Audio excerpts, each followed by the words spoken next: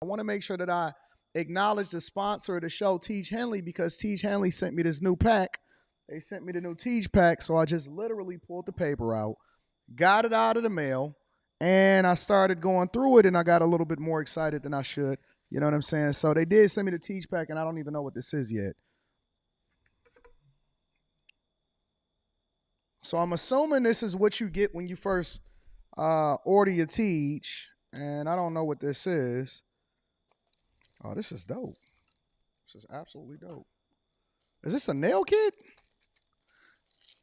Ladies, get this for the fellas. Fellas, don't wait for the ladies to get it for you. This is free. This just comes with it. 30% off your first order plus 20% off for life. Literally. Oh, snaps. I didn't know that they were sending it like this. Real talk. So this is the nail kit that they sending you. All right. So now you ain't looking like a dusty. This is a free gift straight from Tiege for the people that ordered the Tiege. They got the small one for the little hands like mine's. They got the big joints for your toenails. And then they got the joints at the bottom too. You know what I'm saying? For y'all that's a little bit more crustier than usual. All right. So that's one of the free gifts that Tiege got inside of the pack. And then what is this? Says squeeze a quarter size amount of Tiege Hanley body wash on the center of the wet bristles. Lather, scrub, rinse, and repeat for the perfectly satisfying wash every time. So that's inside of there also, right? Ooh, I can get my rubber ducky on right here. You know what I'm saying? So shout out to Tiege for sending me that uncomplicated skincare for men. And then what we got in here? We got the actual Tiege pack, right? So this is the normal Tiege pack. But then they gave me the supersized joint for the people. They wanted me to show the people exactly what they got when they ordered that first Tiege pack, when you're getting your 30% off your first order, and then you get your free gifts. You get 2 free gifts, and then the 20% off for life. So the 20% off for life is a new thing. And, man, I ain't even got my keys on me to open this up. Maybe I can use the little nail clipper thing. I ain't got to buy no nail clipper for my new joint downtown. And then you get all of the washes, all of the scrubs, all of the AM, the PMs, and all of that stuff. So you got the whole thing inside of there for you to make sure you take care of yourself. But you got to make sure you take care of it every day, right? We don't want to miss days. We don't want to be looking like dusties. It does not absolve you from being able to make sure that you brush your teeth. Brush your teeth. It don't fix the teeth problem. Don't fix you ironing your clothes. Don't fix you being able to take care of your business. But it absolutely makes sure that your skin is phenomenal, even when you go in between shaves. You know what I'm saying? So shout out to Tiege Hanley. We absolutely appreciate you. Thank you for continuing to hold us down. I might do an official Tiege commercial, but I like just talking authentically to the people. I like giving the people the authentic look of what it is that you're dealing with, and I want you to hear from me personally. Because anybody can do that little pitch and they can make some little videos, but very few of us can actually speak to the products of exactly what it is that you're supposed to use. So yeah, Tiege Hanley, 30% off your first order and then 20% off for life. That's the Anton Daniels pack, 20% off for life. Using any other Tiege pack, make sure that you go ahead and let that go. And make sure you tap into the link that's in the description and take care of it, all right?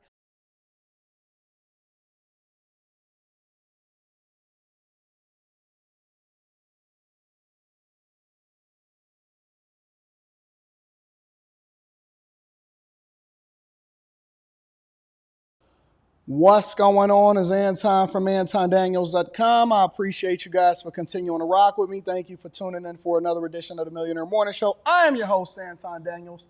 Thank you, ladies and gentlemen, for continuing to rock with me. Salute to everybody in the chat. Salute to all of the chasers. Salute to everybody that showed up in Houston this week. Was it not a movie or was it a movie? Was it not a thing or was it a thing? I appreciate y'all. Everything is going absolutely awesome. It is Monday, July 29, 2024, year of our Lord. And I couldn't even really get in my building today. My key card wasn't working. I had to go and get something else and make sure that the guy came in and all of this stuff. This technology is really slowing us down. That's why we're getting this done or getting this started at 8:30. At 8:30 or 8:15 a.m. Eastern instead of getting started at 7:30. You know what I'm saying? Got stuck with all of this key card and stuff, but we here now. We here now. That's the only thing that matters is that we here now. Shout out to everybody in the chat. Let me see who out here in these streets. Slimmy is my guy. Shout out to Slimmy. Slimmy is the greatest photographer in the world. That's a fact. What's up, sister? Sister said, what is your sweatshirt? My sweatshirt says love and sip hop. Love and sip hop from my dog 2K. So 2K sent me this sweatshirt. So I said, you know what? I got to rock it. I got to wear it. It's extra big. Might be because I'm losing a little bit of weight and put on some muscle. Let me give myself a round of applause for that.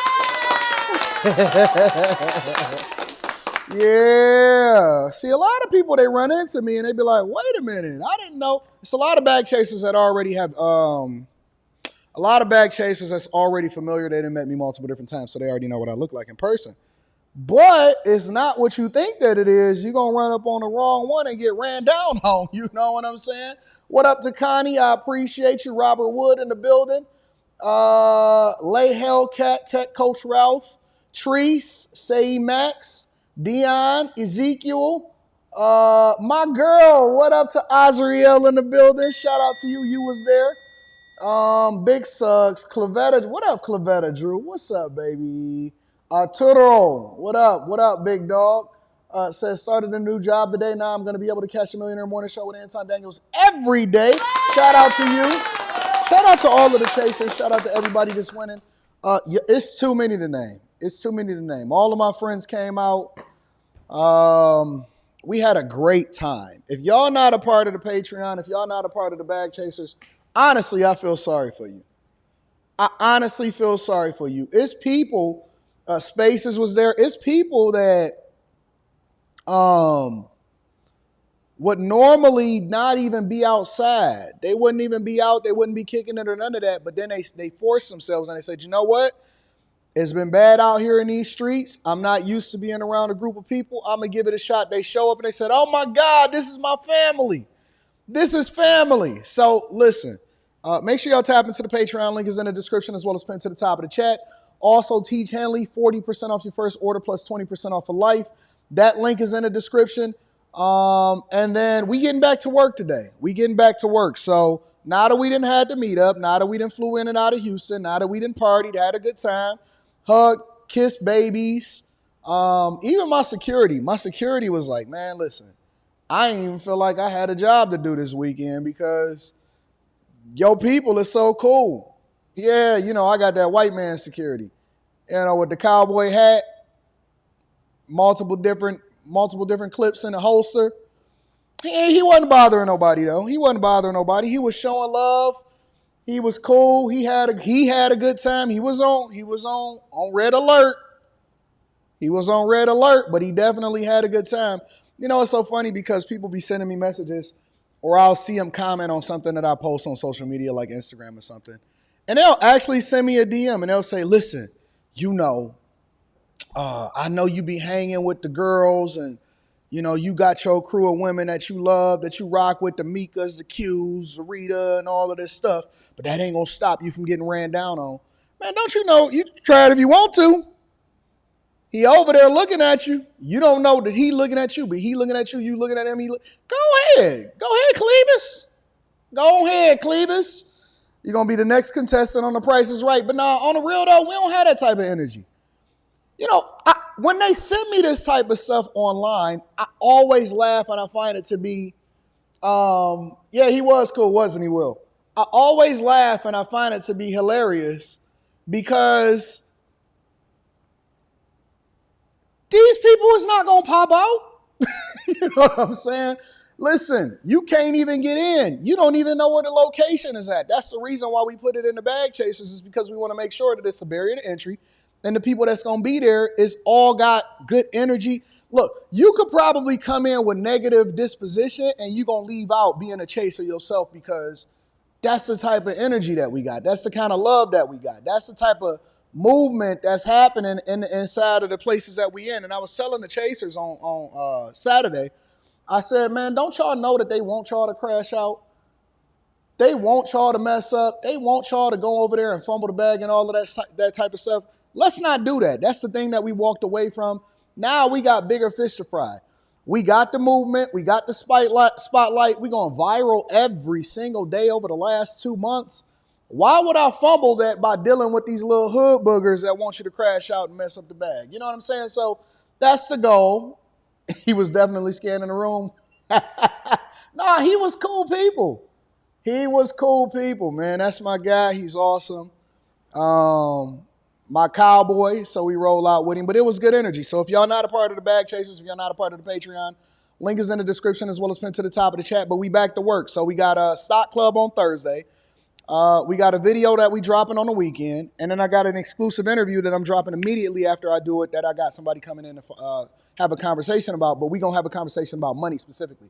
So the people that I'm bringing on the platform to interview now, we may do some separate content for the general public, but when it comes to the money and marketing and all of the things that they do great in their respective fields, we're recording separate content just for you guys, the Patreon members. It will never, not even in a clip, not a short, not nothing. It will never be available to the general public. And it's only going to be money-related content from people that are from different segments of the earth that's done some phenomenal things. And they're going to teach you the ins and outs of how you can leverage the information that they're giving you in order to be more successful in the market, your business, and run up the bag and all of that stuff. So I got some people coming in this weekend to do an interview with. We're going to do it right here in the studio. It's going to be absolutely awesome. All right. So shout out to my chasers. We back to work this week. Let's get to it. All right, y'all. Let me read some of these super chats, and then we're going to continue to rock out throughout the show, and I'm going to read the cash apps, and we got a big show for y'all today. Chase Barnes says, happy Monday, AD.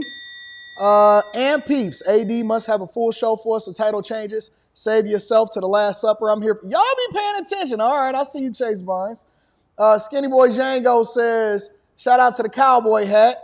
He was in there. He scanned the room, but he didn't bother nobody. He was making sure that he was running it up. My girl Sister's in the building. Shout out to Sister. Good morning, AD. I love the photo Slimmy posted with you, Rita, Mika, and Q. Look like Mr. AD's angels. Those are my angels. They the dopest women that I've ever seen in my life. Shout out to Ray Sean. I love the gift. Rita was showing me the gift, and she unwrapped it. My dog Ray Sean in the building. He showed up, said shout out to the Chasers and the growth since the last meetup. It's phenomenal, ain't it? We growing like crazy. It's an awesome thing to be a part of. Y'all really need to tap in. Y'all really need to level up. And if you're not aligned with a group of people that's going in the direction that you're going in, you're missing out, all right? Let me read some of these cash apps. Dylan KO is in the building, says, great meeting you with Lil Francis and the family. Shout out to Lil Francis and the family. People brought the babies out. I was kissing the babies. Shout out to the babies. And Francis is dope. Shout out to you. She wants you to go back to New York, too. ESDC in the building. Shout out to ESDC. I appreciate you. Mike that dude. What up, Mike that dude? I appreciate y'all. I also want to give a shout out to my dog, Chris James in the building. Say yes, sir. Shout out to my rich friends. I got so many rich friends. Y'all need to get y'all some rich friends. They all in the Bag Chasers, all right? All right, y'all. I'm going to read super chats throughout the show. We got a full show that we got to administer today. And we're going to get to it. All right. First things first, we got to get to Quick Hits. Quick Hits is a segment of the show that we don't necessarily think that we need to dedicate to each individual segment, but we want to keep y'all informed on what's happening in these streets. All right? So let's get to it. Quick Hits, ladies and gentlemen.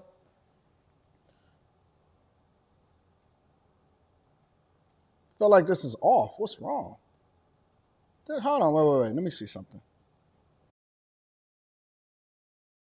There we go. Quick Hits. Shout out to Mr. Lot. I'm going to be reading that super chat shortly. Let's get to it, y'all. So quick hits, y'all. Newsom's order to clear homeless camps is rubbing California leaders the wrong way. Check it out. Newsom issued a controversial executive order clearing the way for the removal of homeless encampments. Now, the order comes after a ruling by the Supreme Court on the issue. But there are some, including LA's mayor, who are not in support of this move. KCAL News reporter Jeff Nguyen has more from Venice, which has been dealing with encampments for years. Walking along Venice Boulevard, you'll notice very few tents.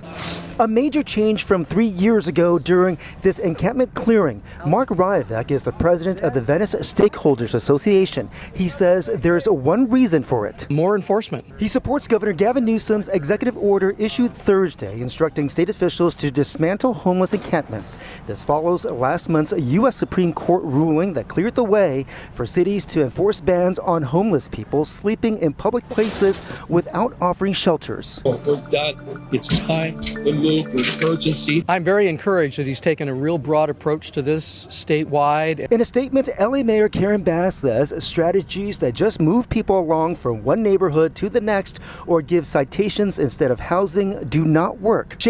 Karen Bass is the one that actually celebrated spending $165 million of y'all California tax dollars on permanent housing to the tune of $600,000 per unit. It's two issues that I have with this whole thing. Number one, I don't understand what Gavin Newsom is doing and why he just so happened to get reinvigorated when it comes to clearing out homeless camps. I don't get it. I'm very confused. I don't get it. And it doesn't really solve for the core of the problem. I don't get it. I don't understand it. I had a theory last week. I was wrong about the theory because the people in the chat, and thank you to the people in the chat, ultimately told me, they said, Anton, he can't become vice president because you can't have two people from California, which is something that I was unfamiliar with. It was something that I did not know. It was something that I was unfamiliar with. And so I didn't know that you could not have a vice president and a presidential candidate that is running for president of the United States of America as running mates, both from California. So that is news to me. I haven't actually researched it, but it is news to me, right? And so I'm trying to understand that. That's number one. Number two, Karen Bass in Los Angeles in particular has done nothing, and I mean absolutely nothing when it comes to solving for the homeless crisis that's inside of her city. And so let me just go ahead and look at the rest of this. One neighborhood to the next or give citations instead of housing do not work. Shayla Myers is the senior attorney for the Legal Aid Foundation of Los Angeles. When Caltrans does an encampment clearing and closes off a public space next to a freeway, all it does is push those unhoused residents onto city sidewalks. LA City Council member Tracy Parks supports the governor's order. Around Rose and 3rd Avenues, District 11 has enforced a ban on tents. She says things are markedly better here than even 2 months ago because people are offered housing as well. I take this as a mandate to get this work done, and I hope that my colleagues at LA City Hall and at the county level are listening up. The governor's move comes about 100 days before the elections for control of the White House and Congress. Republicans have often used the homelessness crisis as a knock against liberal and progressive policies in California, while the Supreme Court ruling does allow individual cities to decide how to carry out enforcement. Governor, I genuinely don't understand it. I don't understand what this is. It almost feels like it's a play that goes along with this whole election that's happening right now. And we're going to get into it. We're going to deep dive into everything that was happening over the weekend with regard to Kamala Harris, because I think that we need to start digging into the details so that we can give you guys help you make an informed decision as to who it is that you're voting for and why. All right? But that's what's happening over there in California with Gavin Newsom. The leaders are over there fighting with each other to try to figure it out. And I've always felt like Gavin Newsom is the worst, absolute worst governor in the United States of America. But I'm going to keep my eye on that, and eventually we're going to figure it out. A man, a father, and a husband decided that he wanted to drink his wife's drink that just so happened to be roofied at a bar. Check it out. Only on 2 tonight, a couple out for a few drinks at a local bar ended up being roofied. The husband and wife in their 40s went to their regular spot last weekend. Within minutes of leaving, the husband was drugged so severely he could barely even stand. Tonight, they're sharing the warning signs with KPRC2's Gage Golding in hopes that they can help you before you find yourself in a similar situation. It was supposed to be just a normal night. And it was just a normal night for Daniel and Melissa Zuniga. The high school sweethearts have been coming to Rudyard's on Waugh Drive in Montrose for more than 20 years. But that night took a turn like none before. He had went to close out his tab and get another drink. Security cameras inside the bar showing Daniel walking up to the bar and waiting to close out his tab. Back at the table, Melissa is waiting. I had my drink. Oh, wait a minute. They roofied her drink? Now, Anton is not one to go into identity politics. I'm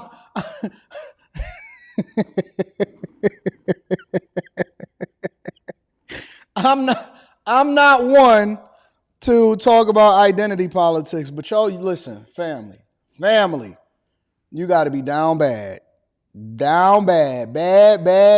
Red team going down. You got to be down. I thought that they was about to say that they roofied the other one drink, which you ain't really doing too much better with that one. Let me see what the other one looked like. Yeah, you down bad, bro. I don't, maybe it was a mistake. But come on, family, stop. Maybe they was trying to get to the husband. I don't know, but this is a wild story right here, guys. I'm just gonna say, we just gonna be honest. This is an absolutely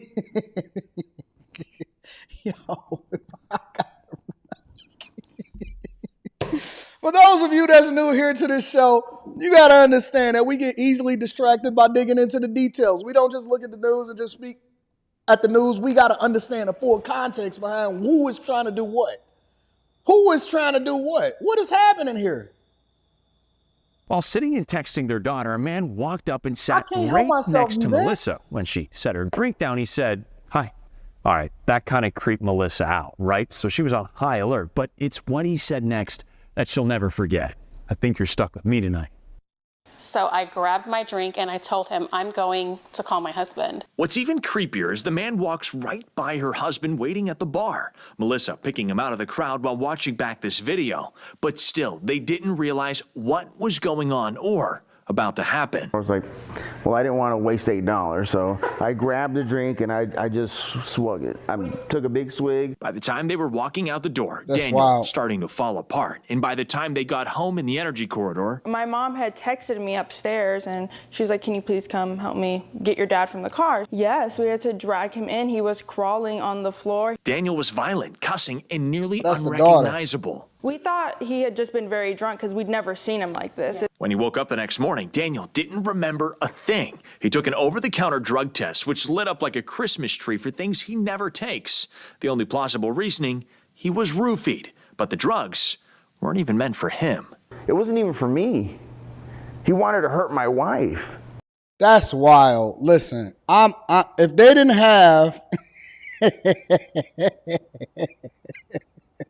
if they didn't have camera footage, I would have never believed it. If they didn't have camera footage, I would have never, ever believed it. But boy, listen, y'all,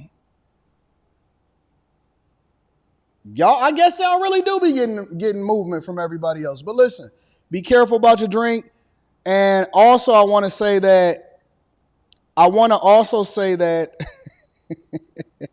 it's just so hard to believe sometimes what y'all doing. I also want to say that you can't hold the establishment accountable for stuff that the patrons then do inside of those places. That could have been somebody from anywhere that just picked that particular establishment, said that I want to go whale surfing, and then he decided to roofie somebody's drink. So, you know what I'm saying? Take that into consideration. And then last but not least, ladies and gentlemen, Optum Healthcare is laying off hundreds of workers in Southern California. Take a look. It's crazy. New at 5, Optum Healthcare has announced hundreds of layoffs across several locations here in Southern California and even some department closures. NBC4's Christian Casares is live at one of those facilities in Redlands. Christian. Well, Annabelle, I can tell you the healthcare company said that they're expecting to roll out these layoffs in 8 waves beginning in the fall, but they didn't give a reason as to why they are doing the layoffs. I can tell you the urgent care facility that you see here behind me, they are on that list. And according to several patients that we talked to today, they say they're concerned about how this will impact their quality of care. Optum Healthcare announcing this week major cutbacks to their medical services and staff. The company laying out their plan in this notice to the state's Employment Development Department, identifying 14 locations impacted across Southern California. I hope the service will continue to be of high standard like we've been getting. We met Mwapa Shanda as she was leaving her medical appointment on Thursday at the Optum Urgent Care Center in Redlands, where according to the notice, 35 workers will be laid off. It's difficult to get appointments because, you know, there's not enough workers as it is. So like after my first knee replacement, they didn't schedule my appointment until a week later, which impacted my healing. According to the notice, 525 layoffs are expected across several locations like Pasadena, Long Beach, Los Angeles, and Redlands, many of them at urgent care facilities. The notice also stating many of the positions are remote. It's bad because as I'm getting older, I have certain things that don't work as well as they did when I was younger. So sometimes I need some attention. The notice also states the department closures happening in El Segundo and Cerritos include urgent care and physician offices. In an email, a spokesperson for the parent company United Health Group saying, "We continually review the capabilities and services we offer to meet the growing and evolving." Listen, we can go ahead and just summarize this and say that they're not profitable. I think that people feel as though they're entitled to a certain level of health care and customer service and, oh man, we need to have a hospital in our area. What y'all are starting to see is the downfall and the decline of the United States of America from the inside out. And it's happening in your very neighborhood. So then when I see, and we're going to start to get into this in the other parts of the stream, when I see people voting based off of identity politics, for example, or they align with a group of people based off of things that they can't control versus making informed decisions on how it's going to affect your family, right? When I see police officers and a defunding of the police, when I see hospital closures, when I see people not being able to pay their bills, when I see different things that's happening throughout the society, we can't just then go down and say, well, executive compensation or, they should be taking care of more people inside of the. No, listen, everything is looked at from a financial perspective. Everything, even your hospital systems, your healthcare coverage, how much they're going to pay you at your job, the value that you add, the degree program that you go into. Have you not figured out?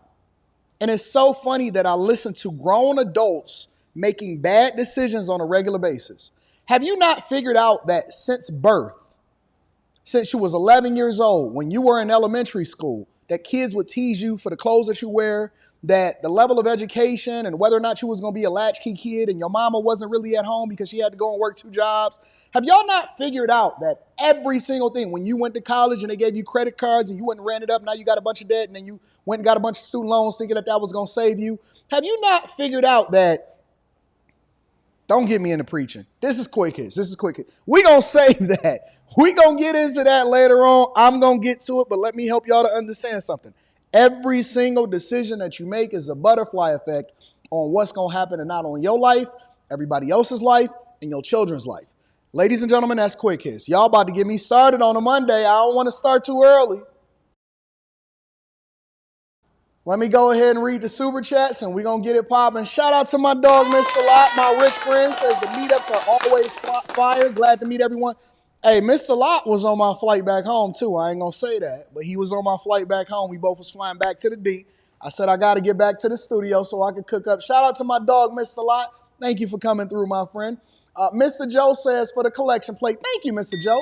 I just want to let y'all know that I always appreciate everybody. I don't ask for it, but I appreciate everybody that contributes into the platform because I wouldn't be here without you. All right? Mr. Joe also says, how would you solve for the homeless problem? How would I solve for the homelessness problem? I don't think that you could ever really solve for it completely. So I believe that there will always be those amongst us that don't have. But the thing that we largely is the foundation of the United States of America is the opportunity to be able to save yourself. So would I eliminate social services completely? Absolutely not. But I would absolutely 100% start to be a lot more mindful. And I think that it's important for us to be a little bit more intentional with the resources that taxpayers are using. So no, I wouldn't eliminate social services completely, but I would absolutely put a barrier to entry. You got to qualify. You got to be able to have a job after a certain amount of time. You can't be on it forever. And I would also make everything temporary, but I would spend more money trying to give people opportunities to be able to leapfrog off of being homeless into getting themselves into a better position possible. I would absolutely restrict the ability to be able to just live on the street. 100% I would restrict it, which would then have to force people to either sink or swim. The thing that, I hate to say this, but I am compassionate to an extent, but I believe in survival of the fittest. I believe in survival of the fittest. I am a person that believes that you can't just be a leech on society for the rest of your life and then you just die. You shouldn't just take up good oxygen and then you just die. I think that you have to force people to make a decision. Either you're going to be productive or you're not, but you can't just languish in the middle. I hate the middle. I hate the middle of the street.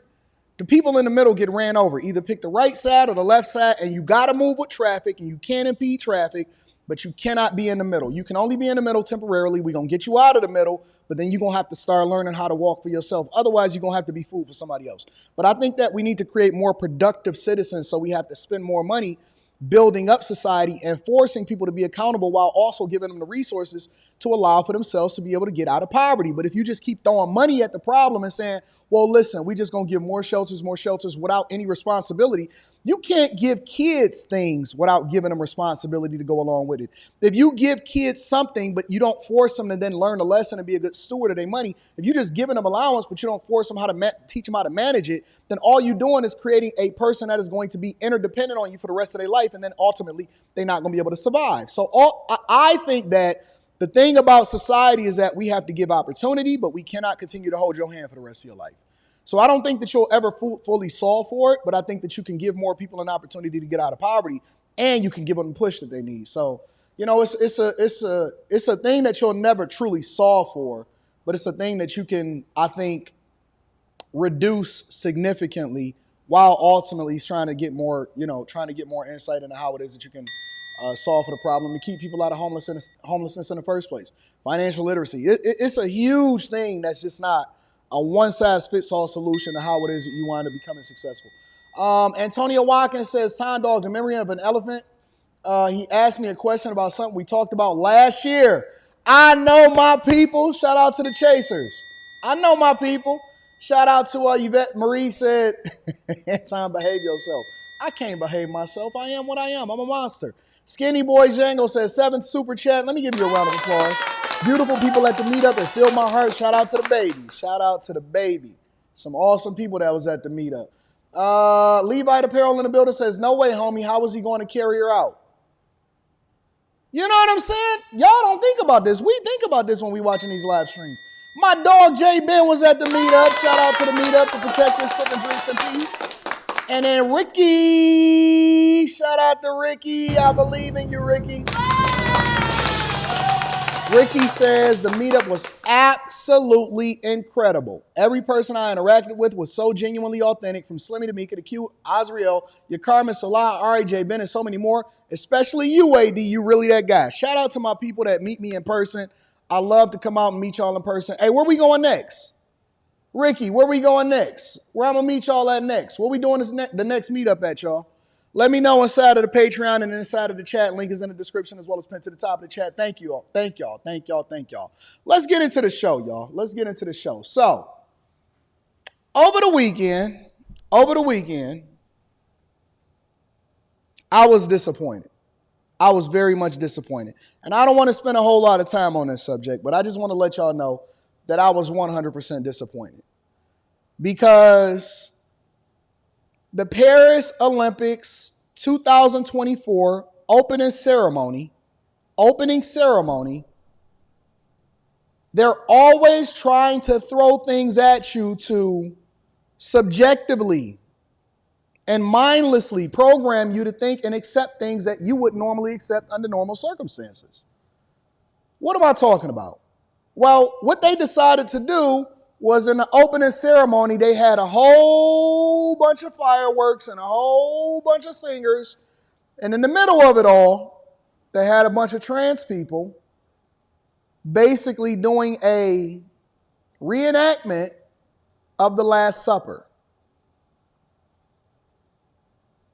Andrew Tate was out, and he's not even Christian, saying to protest the Paris Olympics. They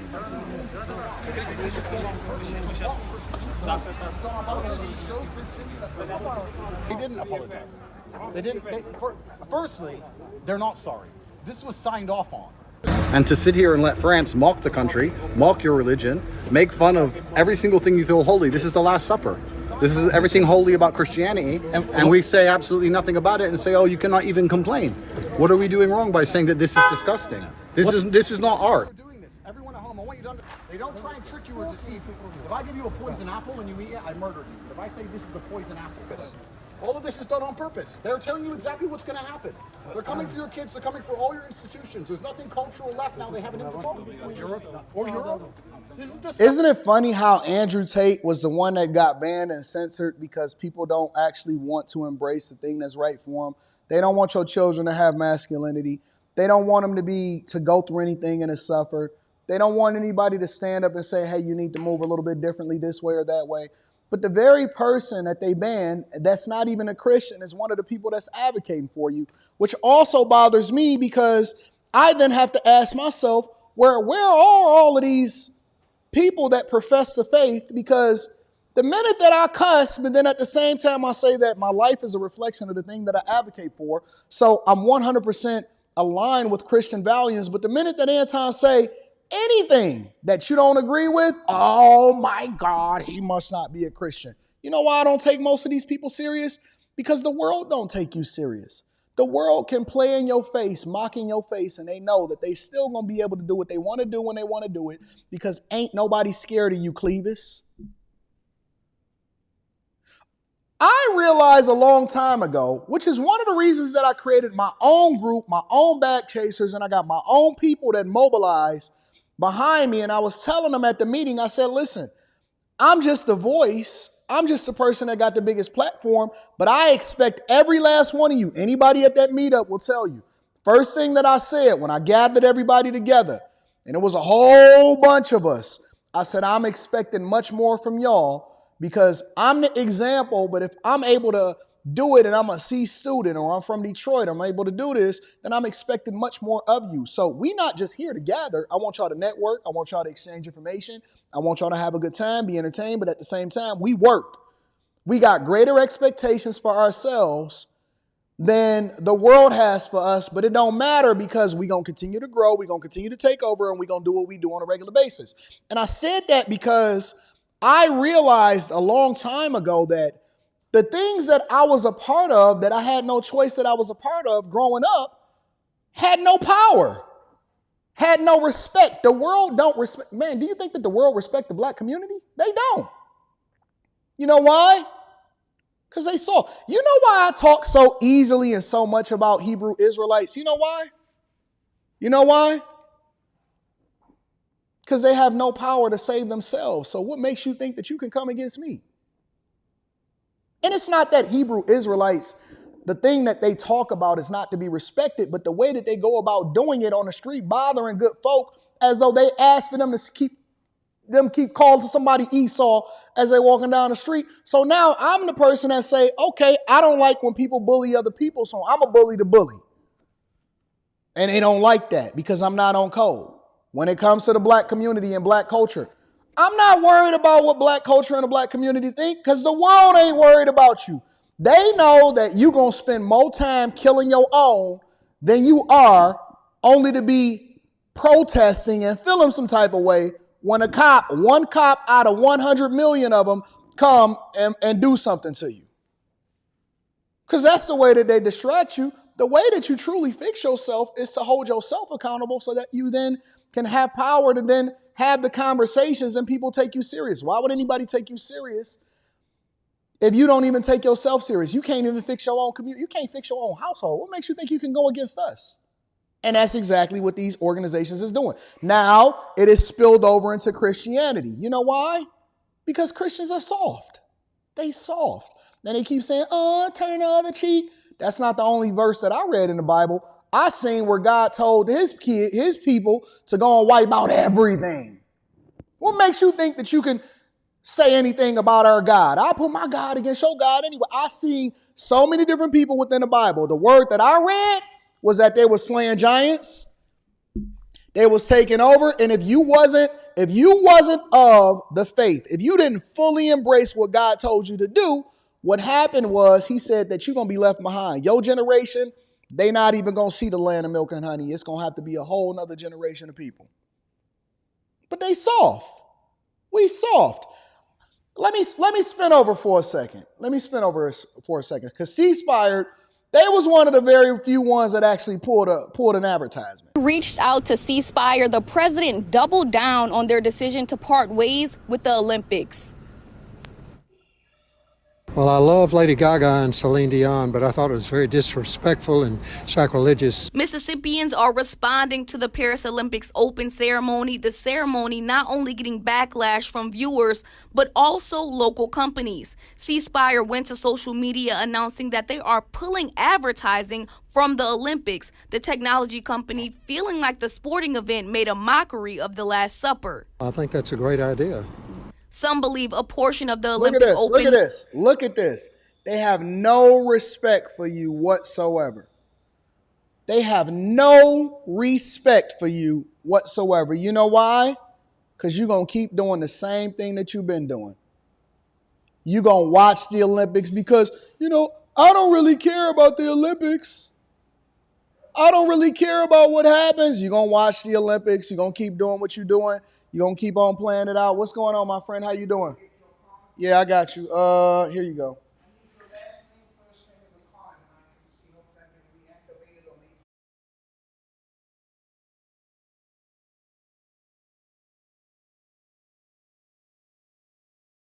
They don't care anything about you. They're not worried about y'all. They're not worried about whether or not you actually believe in what you believe in, because the way that you show that you believe in what you believe in is by actually living it and being a reflection of it. They're not worried about what you say. There you go. You're welcome. All right, I appreciate you. They're not worried about what y'all think. You know why? Because you ain't going to do nothing about it. You're going to keep watching. You're going to keep supporting. You're going to keep simping. You know why? Because you have no discipline. You have no discipline. And I'm not telling y'all that y'all need to cancel it on a mass scale. I'm just saying that why would you give your eyeballs and your dollars and your energy to people that don't care nothing about you, just all in a form of entertainment? I realized, it hit me. It hit me. I realized that we have no power in society in a lot of these ways, not because you don't actually have power, but because you don't actually have any discipline. I realized it when I seen times like R. Kelly, right? And I'm using this as a parallel to illustrate a point, right? Roll with me for a second. I remember R. Kelly, not this time that he just went to jail for the last time, because y'all didn't even mobilize behind this until you seen the Netflix documentary. That's how fickle we are. So easily marketed to. They can market you to go and get somebody in trouble when the person ain't playing ball no more. But the first time that he lied and he said, well, no, that was my brother in the video, and y'all went with it, y'all fell with it, y'all went with the okie doke. I realized the first time that people are fickle because right after that, he started selling out a bunch of concerts, but then you got all of these people acting like, oh, we don't care about pedos. Man, ain't nobody thinking about you. We don't like pedos. We don't like people that talk to underage people. And then I seen everybody at the concert. It's like in an ignition, having Fred out the kitchen. Mama rolling that body, got every man in there wishing. All the women was in the crowd. Pee on me, pee on me. I seen a clip where he said, "Do you got your passports?" Now you know what I see? Come on, listen. I'm going to tell you the truth. You don't want to hear the truth because it bothers you. And so instead of you saying, it was a guy that called me over the weekend. He was on After Hours and he said, why you keep talking about what's bad in the black community? Shout out to you. I'm going to read that super chat shortly. I said, well, if you don't want me to talk about it, then remove it. You're so worried about the stereotype instead of worrying about whether or not your community messed up. You're worried about the stereotype instead of being worried about the community being messed up. Real talk. So now, why would they not parody the Last Supper When every other church that I rabbi, Catholic, Pentecostal, Baptist, they literally have the alphabet community flag outside and said, oh, we love all people. They didn't say come as you are. They said we embrace your lifestyle. I see people that saying, oh man, I'm a gay pastor. What? So we hold people accountable for cheating on their wives, right? Or that ain't even a standard no more. So you could be a pastor and be sleeping with all of the women inside of the congregation. They'll oust him for that, but if he say he a little bit sassy, he gonna go ahead and preach that word, and he gonna make sure that he create a community for people. Entire cities is destroyed inside of the word of God based off of these things. The flag itself, right, is a mockery of the church, because they ain't just start mocking the church. This is just starting to get into the beginning of it. They feel comfortable now because you already let them in. You let them come in with size 12 shoes. Then now the devil made himself comfortable inside of your house, and he said, all right, let me sit on the couch and let me put my feet up on the table and let me see what's on TV. You got Netflix, you got Amazon Prime. Why should they do anything different? Why should they do anything different when you already let the devil in with size 12 shoes? Everything goes. We just love people. Slap you in the face. Oh, let me turn the other cheek and let you slap this one too. They took the very thing. Look, let me tell you how they don't care about you. They took the very thing that was supposed to be a covenant between man and God, that he would never flood the earth again, and that's where he created the rainbow, and they turned it into something that was perverse to mock you with. And they told you either fly it on your church or we ain't coming. And you gave in. You gave in. So why should they care? And if I was them, let's just be real. If I was them, why would I care either? I could just bully you because I know you're going to accept it anyway. They can dangle anything in front of you when you just going to take it. That's how weak we are. That's how perverse we've become. So now when I seen this happen at the Paris Olympics, me personally, I said, well, I'm not watching. I'm not supporting. I'm not buying an item from it. I don't want to be a part of it. I don't care, because some of y'all will say, oh, we know we got to support Simone Biles and the American U.S. team. It's no longer about that. It's no longer about the pride of America. It's now about the downfall of society and them throwing it in your face. It's all just been one advertisement anyway. All it is a big play in order for a bunch of people to make a bunch of money, and you feel compelled to still support it because you can't turn your ass from it because you ain't got nothing else better to do but just be a part of the go along, get along gang. Ain't that sad? Ain't that sad? And this is the reason why I think y'all should be given over into your own afflictions. Why should we save y'all from yourselves? Let me tell you something. I hope Kamala Harris become president of the United States of America. Not because I think that she would do the best job. I think she would do a terrible job. But whatever we vote here in the United States of America, we're going to get to that. We're going to get to that. Let me pull this off real quick. Whatever we vote here in the United States of America, we absolutely, positively deserve. When I see people, y'all always ask me, you say, Anton, why do you be laughing when people be on here talking about how broke they are, how bad their situation is? Why wouldn't I, when that's the thing that they actually advocated for and voted? You asked for your leader to give you affliction. They gave it to you, and so now I'm supposed to feel bad for you? And then you'll get mad at me, but you won't get mad at your leader that actually opened up the borders in order to let 10 to 15 million migrants in here illegally. They'll get mad at me because I'm not on code, but they won't get mad at their leaders or their mothers for raising them in a single parent household, but they'll get mad at me for saying that that's why you effeminate.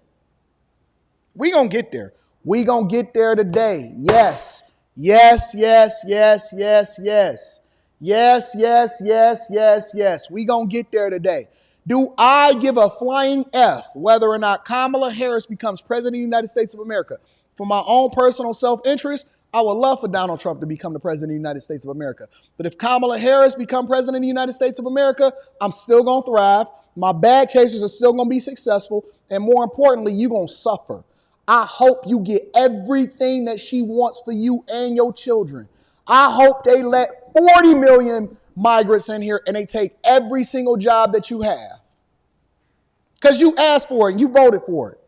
Don't sit here and complain about the circumstance that you created for yourself. I ain't even got there yet. We gonna get there. We gonna get there. I don't feel sorry for the residents of Dalton, Illinois.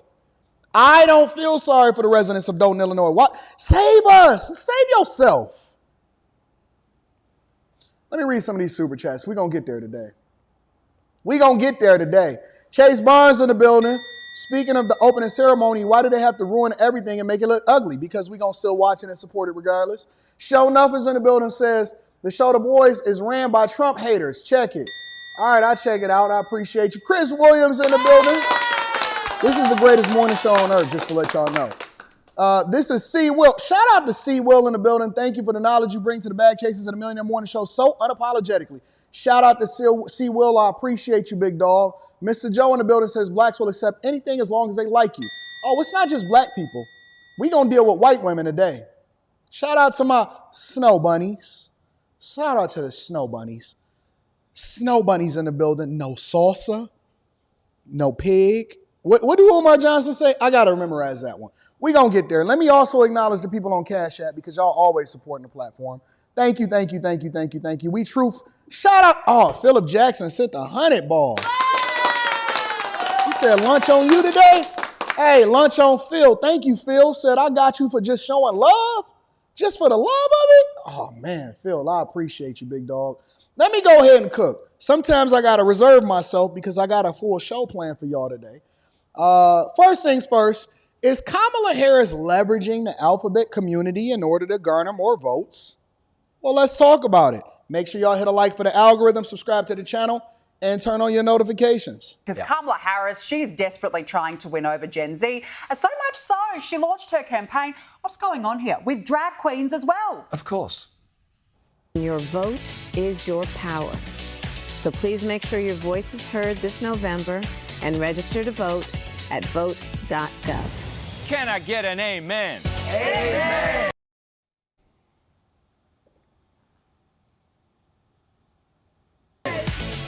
Now on with the show. And remember, you better vote.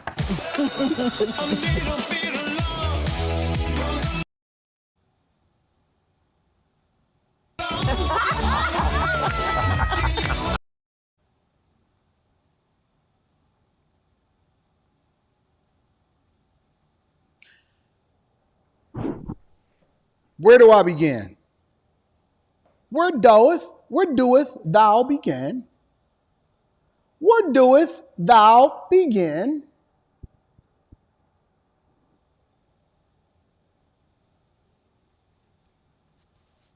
Where doeth thou begin? Look at this picture, y'all. Look at this picture.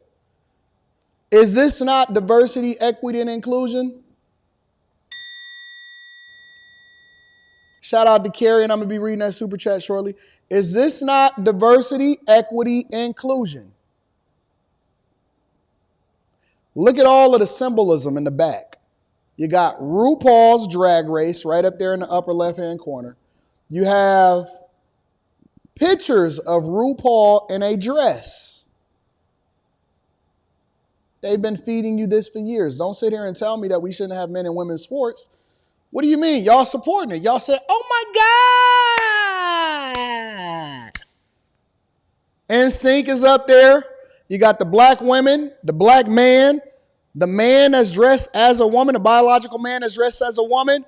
And who do you have in the middle of all of it? Cam. Cam is right in the middle of it. Did we not see this play? Now they so comfortable. Look. Obama finessed you so bad.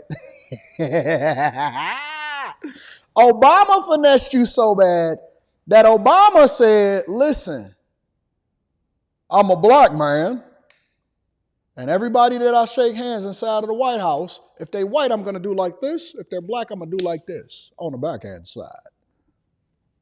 I am your President Obama, and this is a message of hope. This is a message of hope. You know, Trump and his associates, they aren't for the American people. But what we've done in the White House, even though we've had the same immigration policies, and even though we didn't do anything for black people, and our landmark legislation is based off of Obamacare and celebrating the LGBTQ community, and we made sure that we pushed through marriage that is not the foundation of America, but you guys support it. And I am getting a presidential library in Chicago, even though it's the most crime-ridden city in the Midwest. We're definitely going to continue to push change, and we're throwing our support behind Kamala Harris. We're definitely going to support Kamala Harris. And old Joe, don't worry about Joe. Don't worry about, I got Joe. I got Joe, okay? But we're definitely throwing our support behind Kam. Mama in charge, yeah. Landmark legislation. And now they don't even have to fool you anymore. They don't even have to say, listen, I'm not doing it. Dog, they have had no conversations. I'm not, you got to remember, I am a person that's speaking so objectively because I don't even support legislation that separates us. I don't believe that there should be separate laws for Asians. I don't believe that there should be separate laws for homosexuality. I don't believe that there should be separate laws for a Jewish community. I think that we should have laws that then govern us all, that gives us all an opportunity to be able to pull ourselves up and do the thing that's in the best interest of our families, or put America first. I think that all of this little individual separation between each other just makes us hate each other more because it pits us against each other instead of bringing us together, right? So I'm so objective in this conversation because what I stand for is completely different from what you're asking for. But I respect your ask. I respect your voice. I respect the idea that we don't censor people and that the freedom to be able to pursue liberty and justice and happiness for all should be extended to all of us. So even though I may be a Christian, I respect your right to praise your God. I respect your right to protest if you disagree with me. I respect you having a difference of opinion with me. I don't want you censored. I want to talk to people that have a difference of opinion than me because maybe I may learn something. Maybe I may see things your way. But guess what? You know what the funniest part about it? Even though I'm not a person that want to separate myself based off of the identity of something that I can't control, you do. And I respect that. But they playing in your face because they not even talking about anything that'll help you. When they asked you, would you want reparations, which I'm fundamentally against, they say, we'll study it. That's what she said out of her mouth. If I'm lying, I'm flying. They said, I'll study it. See, the one thing that people that disagree with me, and the reason why people rock with me, is because even though you may disagree with me, I'm fair. I'm fair. I'm an equal accountability smoke giver, and I give credit where credit is due. I'm fair. I don't censor people in the chat when they have a difference of opinion than me. You know why? Because that's not who we are as Americans. They don't have to go to you and say, hey, black man, I want to do something for you because your vote is already sold up. They don't have to go to white women and say, hey, I'm rocking with you. Let me see what it is that I can do for your community because your vote is already sold up. They're not even going to California. They're not going to New York. They're not going to places that's already blue. You know where they're going? You know what they did? You know what Obama did? Let me tell you what Obama really did. That then set the stage. He walked so that Kamala could run. Obama walked so that Kamala could run. When Obama came into office, and this is just my opinion, this is my theory, feel free to have a difference of opinion and to say, Anton, you're wrong. But hear me out before you judge me, hear me out. This is a theory, right? This is my hypothesis. This is my educated guess. Obama was in office for 8 years, right? And he ran on a message of hope. And after he left, even till today, one of the things that he continues to legislate for, advocate for, and speak on is rights for the alphabet community, which is fine. Cool. I'm with it. Alphabet community rights, that's what he stood on. That's what he's a part of. That's what he believes in. I don't know why he's so fervent in it, but it's got to be a reason why you're so interested in making sure that you suffer at the stake for the alphabet community. But what they did is the same thing that they're doing with the migrant class that they're bringing in today. You know what they're doing? They're creating a new voter block. They doing the same thing that they did to the black community during the civil rights era, and that they're tying them to the government in order to help them believe. They're pushing them into believing that you're going to forever be tied to the Democratic Party because you got a handout, or that they're working in your behalf, even though it's not something that's best for your families. The conservative values and the principles is the foundation of America that then allows for you to thrive, but they're basically giving you scraps off a Longshanks table in order to tie you to the Democratic Party. They did it to black people by then separating families and making women and men independent on the federal government in order to be able to survive. And that's why they gave you a handout. That's why they forgave your student loan. That's why people can't objectively say, you know what, this is not best for my family. I'm the person that took out the student loan. I should be the person that's responsible for it. But I see people every day say, but Biden forgave my student loan, so I'm loyal. I'm loyal because he forgave my student loan, even though it came out of our tax dollars. And then they did it with women, with feminism. And they forever tied you to the Democratic Party because they made you believe, even though it separated you from your family, that you were better off by yourself, and now you're suffering and you a single baby mama. And then they did it to the alphabet community, and they said, listen. We gonna make sure that we give y'all marriage with each other. And that y'all can put each other on y'all healthcare coverage. But you're gonna forever be loyal to us. You're gonna forever be loyal to us. And we're gonna remind you of that by putting Kamala Harris on this seat. And she gonna be on here advocating for the alphabet community, but you've seen no commercials when it comes to the black community.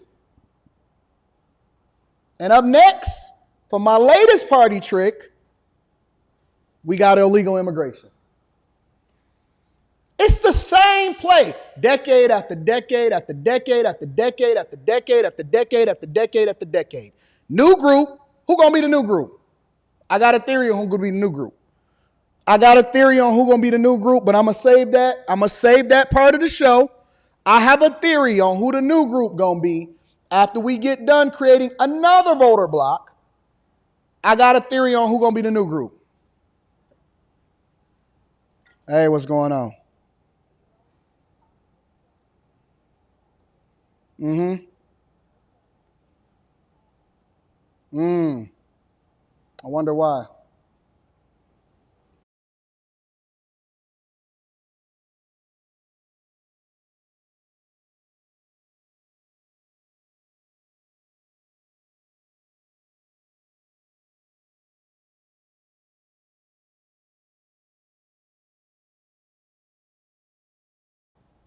Am I giving y'all too much truth? Is this too much truth bomb for y'all, or should I tone it down? Am I speaking too many thoughts that I would usually say in person that I would reserve for in person, or should I tone it down? Y'all let me know what y'all think. Let me go ahead and continue on with the show. I'm going to read some of the super chats, and then we're going to deep dive into it. Organized Truth in the building says, shout out to the Chasers. Anton, we need those Truth Juice Wednesdays.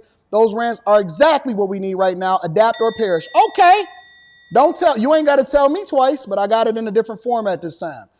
Drunken Sailor says, good morning. I'm feeling the same as you, AD. Let him have Harris. So the quicker that she burns it down, the quicker that we will rebuild. You know what? I had to, I'll tell you in a minute.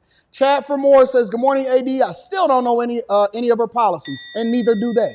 But we're going to get into it. We're going to get there. High Tolerance is in the building, says, I was done the moment D. Wade was calling the game yesterday. It's apparent that Kamala Harris is looking to garner those colorful votes. The youth being blatantly subjected to the BS is far remote from her mind. Shout out to Will Getting To It, my guy. Says, just because the Millionaire Morning Show is the best news outlet in the world, we get it in the real way. Pleasure meeting you, AD, and the rest of the Chasers at the meetup. Shout out to everybody that came to the meetup and was rocking out. If y'all not a part of the Patreon, link is in the description as well as pinned to the top of the chat. Juju 10-452 says, how come they don't ask Republicans for reparations? Nothing. Oh, I'm sorry. Nobushige Azai says Kamala is running with her skirt up. Don't matter. We're going to still vote for it. To the Tango. I will definitely be reading that book. I saved it in my Amazon shopping list. Thanks. Shout out to you. I appreciate you, Chase Barnes, and everybody that support the platform. Let me also read the Cash Apps. because I know that y'all be holding me down on Cash App also. Y'all say Robert Banks says Google aborted babies in California found in a dumpster. Send it to me, big dog, because I'm not going to remember it. Send it to me. Thank you, my friend, for supporting me on the platform. Let's deep dive into the show. We got to get deeper. We got to go deeper. We got to go deeper, y'all. So let's try to figure out what's happening here and why it's so easy for them to continue to finesse us. Let's figure out what happened. Let's really try to understand what she ran on so we can get a better understanding of how it is that we need to move for those of us that actually want to be informed voters. And I'm not telling you how you should vote. I'm telling you how I'm voting and why I'm voting the way that I'm voting. But I need you to be an informed voter to make a decision for yourself. Make sure y'all hit a like for the algorithm, subscribe to the channel, turn on your notifications. Tia Marie in the Gray Way, I'm definitely going to be reading that super chat shortly. Let's dig into it, y'all. I've been having a whole lot of MSNBC, CNN, and ABC on here. Let's get a little bit of Fox News to get their perspective, alternatively, than what it is that we've been seeing on the other outlets. And remember this, I don't necessarily take any of these outlets as serious as I take my own research. So we use this as a talking point in order to leapfrog into a bigger conversation, and then I'm going to give you my thoughts, all right? And we begin this Sunday morning with the Democrats' rebranding of Kamala Harris with just 100 days until Election Day. After nearly 4 years of policy failures from the Biden-Harris administration at the border, tax and spending leading to inflation, the media is now relaying the Democrat talking points that say Kamala was never in charge of the border after all. And no, she had no role in any economic policy. Well, in fact, the vice president was the deciding vote and the tiebreaker 33 times for Democrat policies. Let me stop it right there. Kamala Harris cast 33 tie-breaking votes in the Senate, most by vice president in U.S. history. Including the American Rescue Plan and the Inflation Reduction Act, which totaled $2.5 trillion and sparked the inflation, part of the $7 trillion in spending, which at least in part led to sky-high inflation, currently up 20% on her. But we don't want to attribute that to Kamala Harris because, oh, no, that's just Biden. Not the Biden administration, not Kamala Harris, not Kamala Harris's voting record in the Senate, not anything that she did as the district attorney. None of that stuff matters. We don't care about the fact that she was the border czar. Immigration into this country didn't matter. Oh, no. They didn't actually give her the full title on camera, even though it's actually in documents on the Congress's website. Oh, no. We can't attribute any of that to her. None of what actually is affecting you in your day. Look. When you get on TikTok and you sit on your phone and you say, oh my God, I can't afford groceries. This is why I'm broke and I'm making $100 million a year. I don't want you to attribute any of that to anything that she had going on. I just want to make sure that y'all understand that this is the person that y'all want, okay? Watch. Despite not receiving a single vote in the year's Democrat primaries and dropping out of the 2020 Democrat race before they actually held their first primary, Harris now has enough support from delegates to become the party's nominee, according to the Associated Press. So let's go back to policy decisions and proclamations from the vice president during her term. I think there's no question that we've got to critically re-examine ICE and its role and the way that it is being administered and the work. You talking about the very thing that Trump leapfrogged off of in order to do it more effectively than Obama, who was largely considered the border in chief? So you disagree with your contemporary that ultimately endorsed you into the United States of America. Okay. Is doing, and we need to probably think about starting from scratch. I am running to declare once and for all that health care is a fundamental right.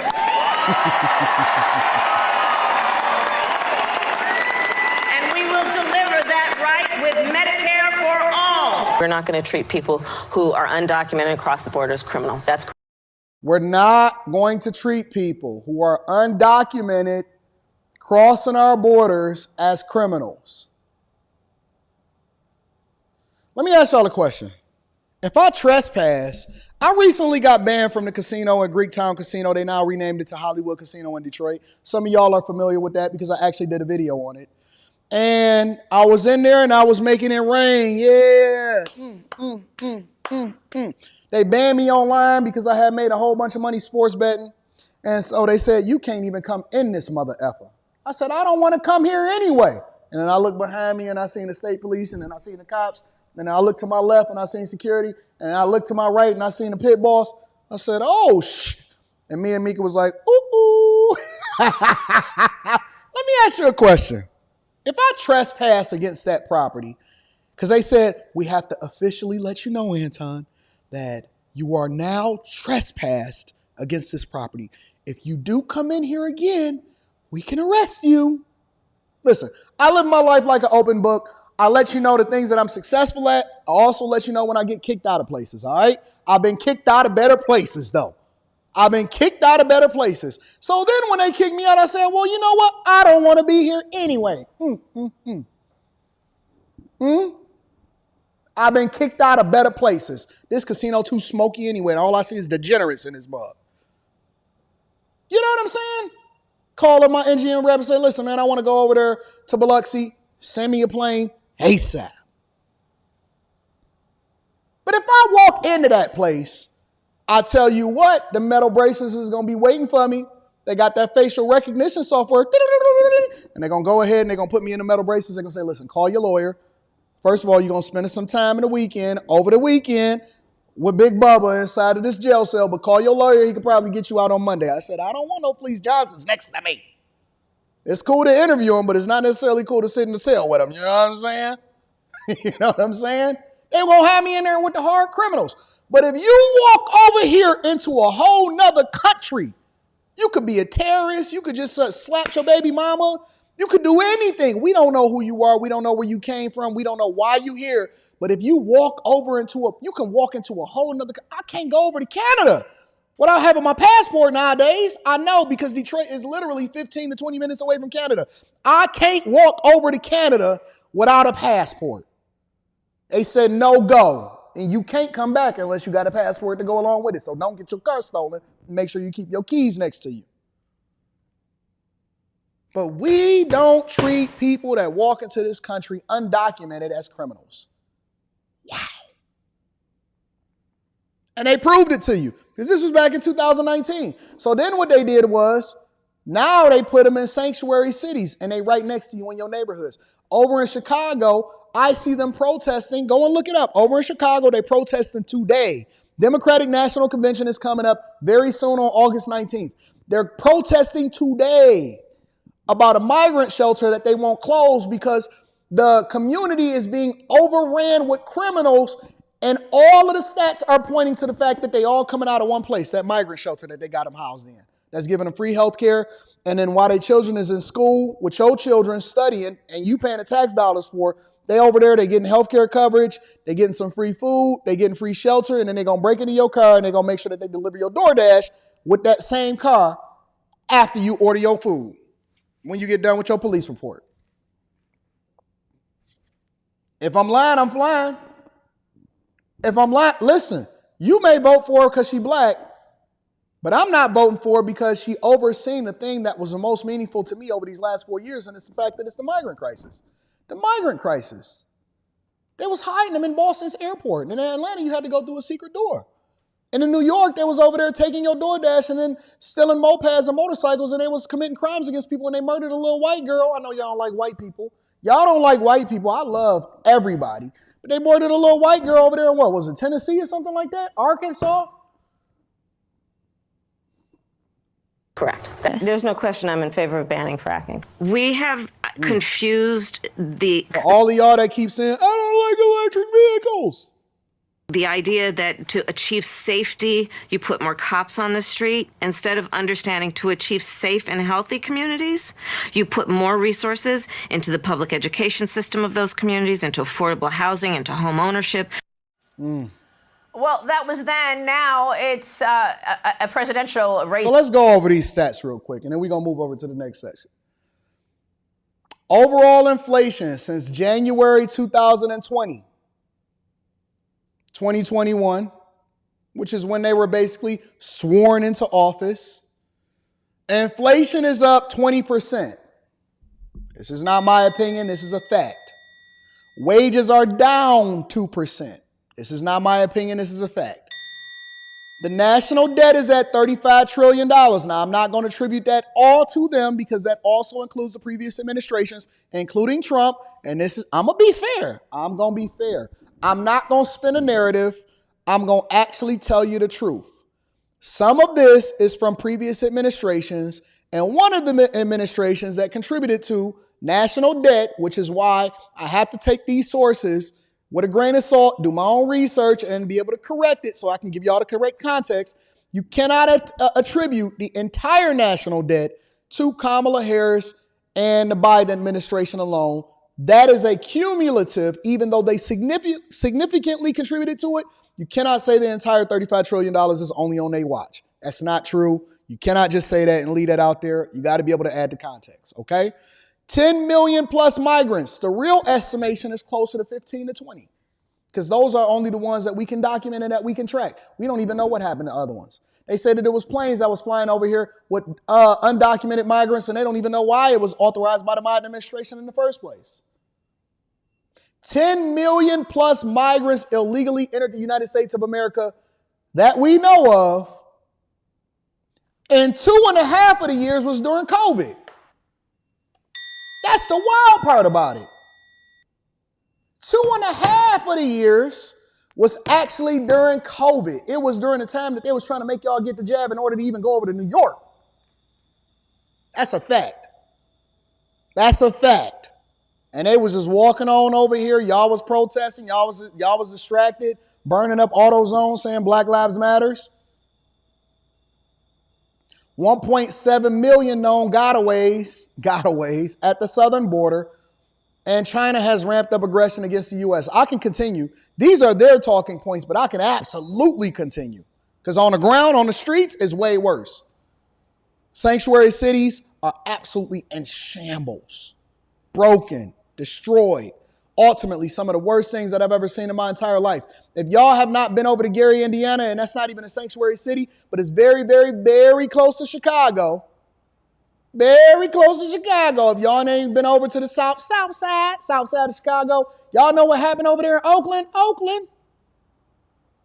Seminary. Shout out to my dog, Filthy Rich. Seminary. Shout out to Mr. Fab, doing great things in the community. But guess what? They gave y'all Shane Tao, who was very much just a reflection of the mayors that was before him. They gave y'all Gavin Newsom. California is just in shambles. We ain't even going to talk about California. You know what I'm saying? Like, it's bad out here in these streets.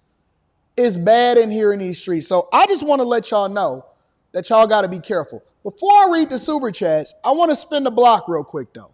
Before I read the super chats, I want to spin the block real quick. Just real quick, and I'm going to come back to the super chat shortly. All right? Shout out to my snow bunnies. Shout out to my snow bunnies. I asked a question yesterday when I posted a post on Instagram and here on my community tab on the Anton Daniels channel. When I asked the question, I said, I got all of these beautiful sisters around me. I'm wondering if I should add me a snow bunny to the mix. I'm wondering if I should add me a snow bunny to the mix just for diversity, equity, and inclusion. You know what I'm saying? Just for some diversity, equity, and inclusion. Should I add me a snow bunny to the mix? And by the way, for those of y'all that's asking, I got the Love and Sip Hop hoodie on for my dog 2K. I don't know if he's selling this, but go over to Love and Sip Hop and make sure that y'all subscribe to the channel and tell them that Anton from Anton Daniels channel, Anton Daniels sent you. I asked if y'all wanted me to add into diversity, equity, and inclusion. All right? I know that Dr. Umar Johnson will be absolutely disgusted at it, but we got to take it into consideration because I'm a person that believes that everybody deserves a chance. You know what I'm saying? Anyways, white women were told to come to the call. Come to the call for Kamala.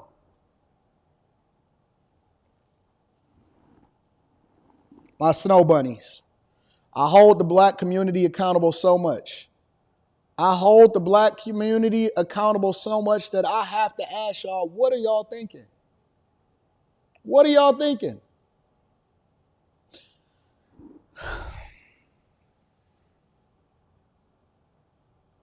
Let me play the video. I'm gonna bring y'all back to the front of the congregation shortly.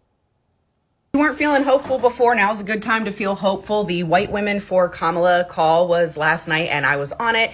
And within like 90 minutes, they'd raised $2 million. I, of course, donated. Not only that, but right now, I have seen people feel more hopeful than they have felt in a very long time, since like the start of the pandemic. It was palpable. The air was electric. It is so cool to see women coming together. It is so cool. And I think this is the energy that we have needed for a long time now. And I think the cool thing is that the better response we're getting each time, the more momentum we're gaining. And it's like feeding this energy of like, let's keep supporting each other. Let's keep showing up for each other. And apparently Beyonce and Taylor Swift are putting on like a huge concert in support of Kamala, which is going to be epic. I think the next call that's coming up for like donating and supporting each other, that's going to be one coming up is for LGBTQ people. And then the next one I believe that's coming up after that is for white men.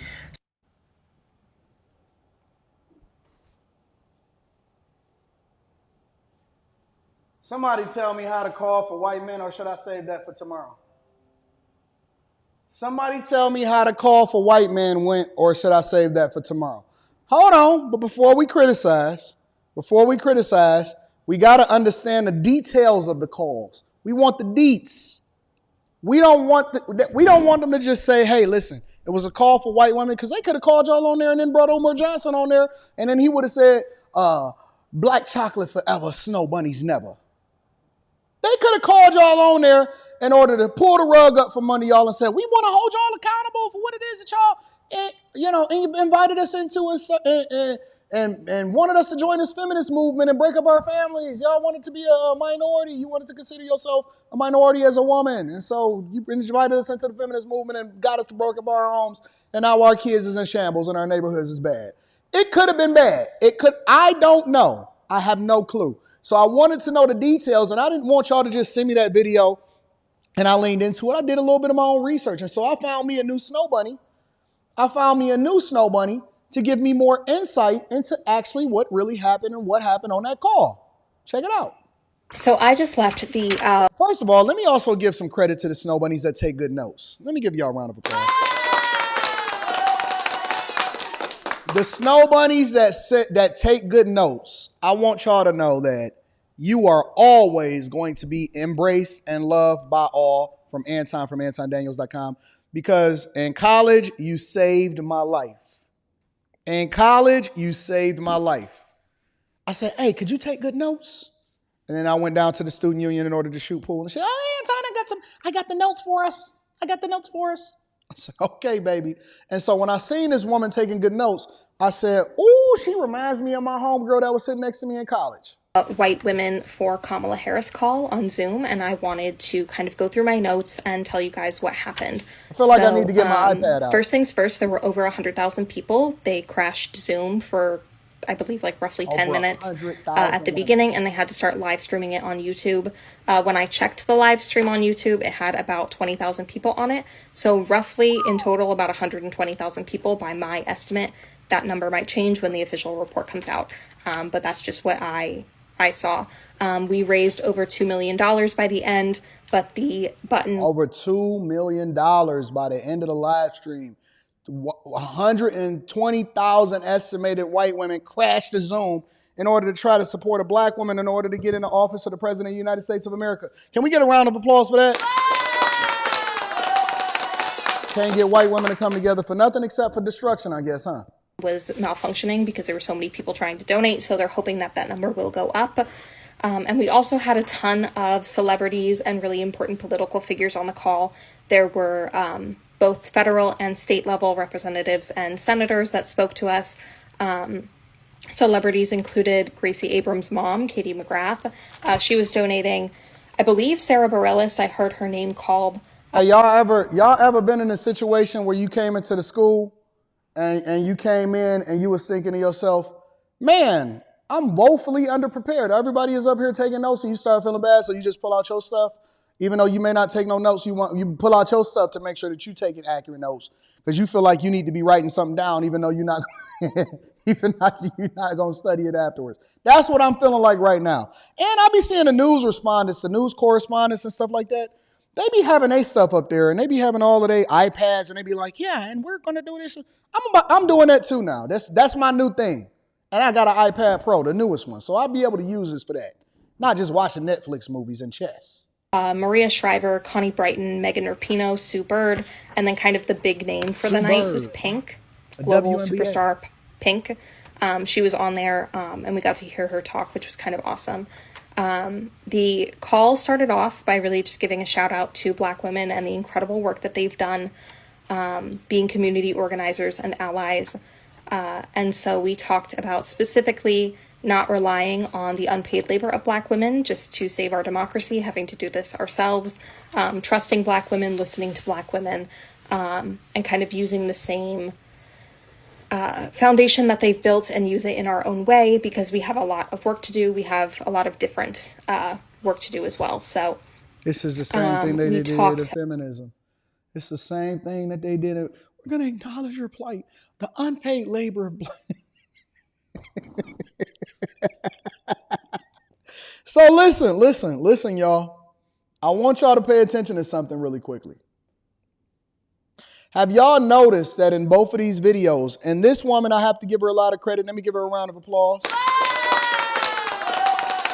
Have y'all noticed that in these conversations, there's nothing talked about as far as policy? She said that the next play is for them to bring in white men for Kamala Harris, and then alphabet community members for Kamala Harris, and then they just going to go down the list. Babies for Kamala Harris, feminists for Kamala Harris, whatever group that you want to put yourself in to try to separate yourself and make yourself feel special. But have y'all noticed in this entire conversation that we're having, nothing about a policy, nothing about what it is that they're going to do for the immigrants or anything that they're going to do to stop immigration into the country or for your schools or to make sure that you can put more money in your pocket or for jobs or for our military or to keep our communities safe, for policing. Nothing, no one. On all of these calls that they raise up all of this money, nothing is ever spoken about as far as what you're actually going to do when you get inside of the White House and how you're going to accomplish it, especially with regard to working with other legislative branches, our House of Representatives, our Senate, our Congress members. How do we get them on board? What are we going to do when it comes to Taiwan and all of the semiconductor chip shortages as far as China and their continued aggression against the United States of America and BRICS? You know, I have some real questions. What are we going to do as far as the devaluation of the American dollar and people are going away from it, including Saudi Arabia? What are we going to do as far as, immigration into this country and why are we having so many migrants into this country? And how do we then solve for wars, 3 proxy wars that we're fighting across overseas where a lot of our tax dollars are going? And then are we just continuously forgiving student loans, or is that just going to be a one-time thing because that's contributed to inflation? Safety for postal workers, especially over in Chicago because a woman just died. Arming our police and then giving them more safety and training in addition to getting more police on the street. And how do we expand body cams? And how much is body cams costing these cities? Because the storage in the cloud is often at times crippling the budget of the city, and then it's then being passed on to the state. And that's why one of the things that Oakland is going through right now is that they're having the sheriffs come in and police the city. I have so many real questions. Real questions. I don't care about what color you are. If you're a black person and you're good for the job, or if you're a white person and you're good for the job. Listen, I like Vivek Ramaswamy. I also liked Andrew Yang at one time. I don't care what your color is. I care about whether or not you're doing the best thing for my interests, my daughter's interests, in the United States of America. Because I can live with you just giving me the opportunity to get it on my own, but we just want to make sure that you're doing the thing that's in our best interest, not just because you're a black woman. But I'm going to let her play out. I want to hear the whole thing because maybe she got all of these policies and she's answering these questions that could ultimately help us to understand why we should vote for Kamala Harris. White women for Kamala Harris is where we at, y'all. About the importance of activism in our own communities. Activism. We then got just a general update of what's going on in the Harris campaign. So they said that they had roughly 40,000 new voters, mostly 18 to 35-year-olds. New voters. They've had thousands and thousands of new volunteers and people New applying for volunteers. jobs with the Harris campaign, so that was awesome. Right. Specifically in Pennsylvania and Nevada, they've had a lot of people showing up. So those are really cool because they're swing states, so that's awesome to hear. Swing states, y'all. They mentioned that if you want to get involved, there are 250 different centers in across the United States, so you should be able to find one relatively near you.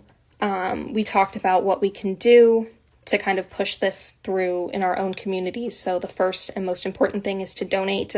The second most important thing is to vote. Obviously, those are incredibly important. The first most important thing is to donate. They want y'all money, just like the pastors. The second thing is get out and vote. Get out and vote. You don't know what you're voting for, but just get out and vote. Okay, you don't know why you're doing it. You're just going to do it.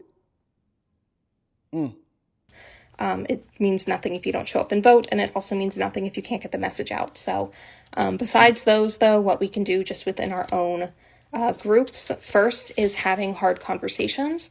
So if you are somebody who looks like me, you know somebody who voted for Donald Trump.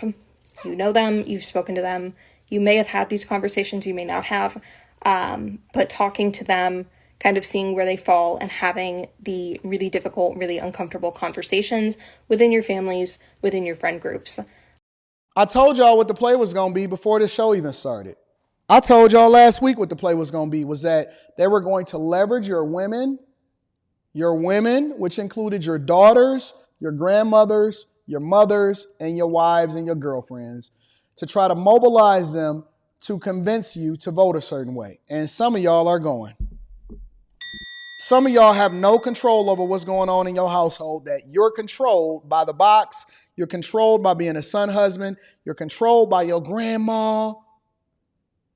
Y'all don't have no control as men. They said, listen, she's telling you the play of what they told them on the call. She says, y'all know, they didn't tell them policy. They didn't tell them why it makes sense for them. They didn't tell them how it was going to benefit for them, how it was going to make more money, get better jobs, none of that stuff. They said, listen, y'all know somebody around you or in your family that voted for Donald Trump. This is what we need you to do to go over there and convince them to come over here with white women for Kamala Harris. Second is, in every family and in every friend group, there's always the person who kind of knows what's going on. So make that you. So know when the Zoom calls are, know where you can get yard signs and bumper stickers and t-shirts, know where you can donate, know how to register to vote. Know where you can volunteer. Just educate yourself on what's going on so you can be that person in case that conversation ever does come up. This is deep, y'all. And then lastly, just volunteering if you can. So volunteering for either, the Democratic Party in your state or volunteering for the Harris campaign. Knocking on doors if you can. Signing up to be like one of those people who texts. You can do that as well. Do what you can, essentially. We then talked about kind of the importance of Project 2025 and how that impacts all of us.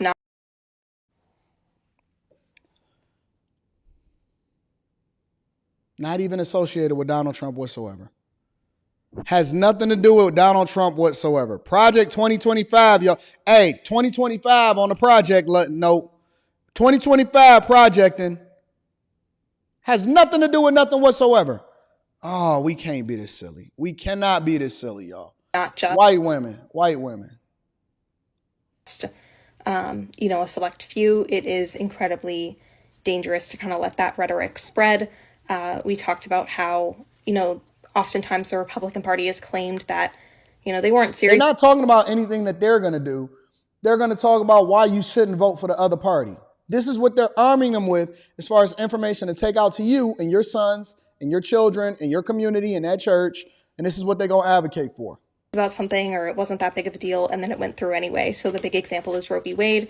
We had multiple people testify to become Supreme Court justices, and they claimed that they were not planning on overturning Roe v. Wade, and lo and behold, they did. So even if Project 2025, a lot of people will claim that it's not associated with Donald Trump, he's trying to distance himself from it, you should take it as seriously as you now take Roe v. Wade and what happened with that. Let's see. We then heard from I believe her name is Miss Frazzle or Miss Frazzles. Jesus. Ariel Fodder. I don't have children in my life young enough to know who that is, but a lot of people did. And she spoke about, not making this whole thing about ourselves, really leaning into BIPOC creators and lifting up their voices, intentionally seeking them out if your algorithm does not naturally pop them up now. Zero and also don't about isolate anything yourself. about Don't policy give or into the anything, y'all. trolls. Don't try to do this on your own. Really build a community and take a step back when you need to, so you can rely on your community to take over where you can't. We lastly heard from Megan Rapinoe and Sue Bird. They're on their way, I believe, to the Olympics. And they just talked about, really building a team. They gave a shout out to Stacey Abrams and all of the incredible, amazing work that she's done, talking about being able to do the hard things. And most importantly, focusing on winning and not policing everybody else to be perfect. So there's no one way to do this. There's no one way to have these. So ultimately, they're telling you that they didn't do anything as far as having a conversation about how you should vote. The only thing that they're talking about is whether or not you can mobilize other people, because they already know that you for Kamala Harris. So it's nothing that they can actually give you as far as information on what she's going to be doing anything different in voting. Got it. So that was the call. That's the blueprint. That's what they're going to do for men. That's what they're going to do across the board. Hey, what's going on? You can come in. And that's what y'all can look forward to. You can come in. Uh-huh. I made you a temporary card. Okay. Your other card that you have or whatever, if you look at this number, Uh-huh. That's the number 567506. All right. And here's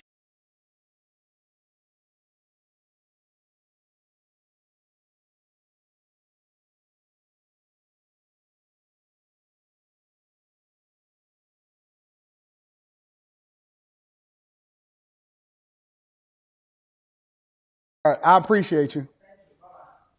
All right. Let me read some of the super chats. I got my iPad out, and then we're going to continue on with the show. Grayway is in the building now. I appreciate you, Grayway. Says, yesterday I talked with a woman voting for Cam. I call her Cam. One says she only voted Republican locally to stop a facility for ex-prisoners and homeless. I said, that's like me voting for Trump over border issues. The car went silent. Crazy. Somebody said, they said something yesterday. I don't know if I still got it. Hold on. Let me see if I got it. Somebody said something yesterday, and I thought that junk was hilarious. They said it in one of my chats. Let's see if I can find it. He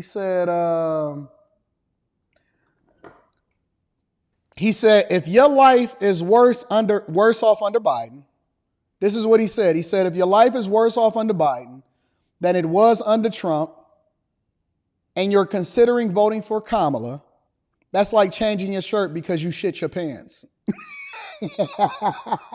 Let me read it again because some of y'all might have missed it.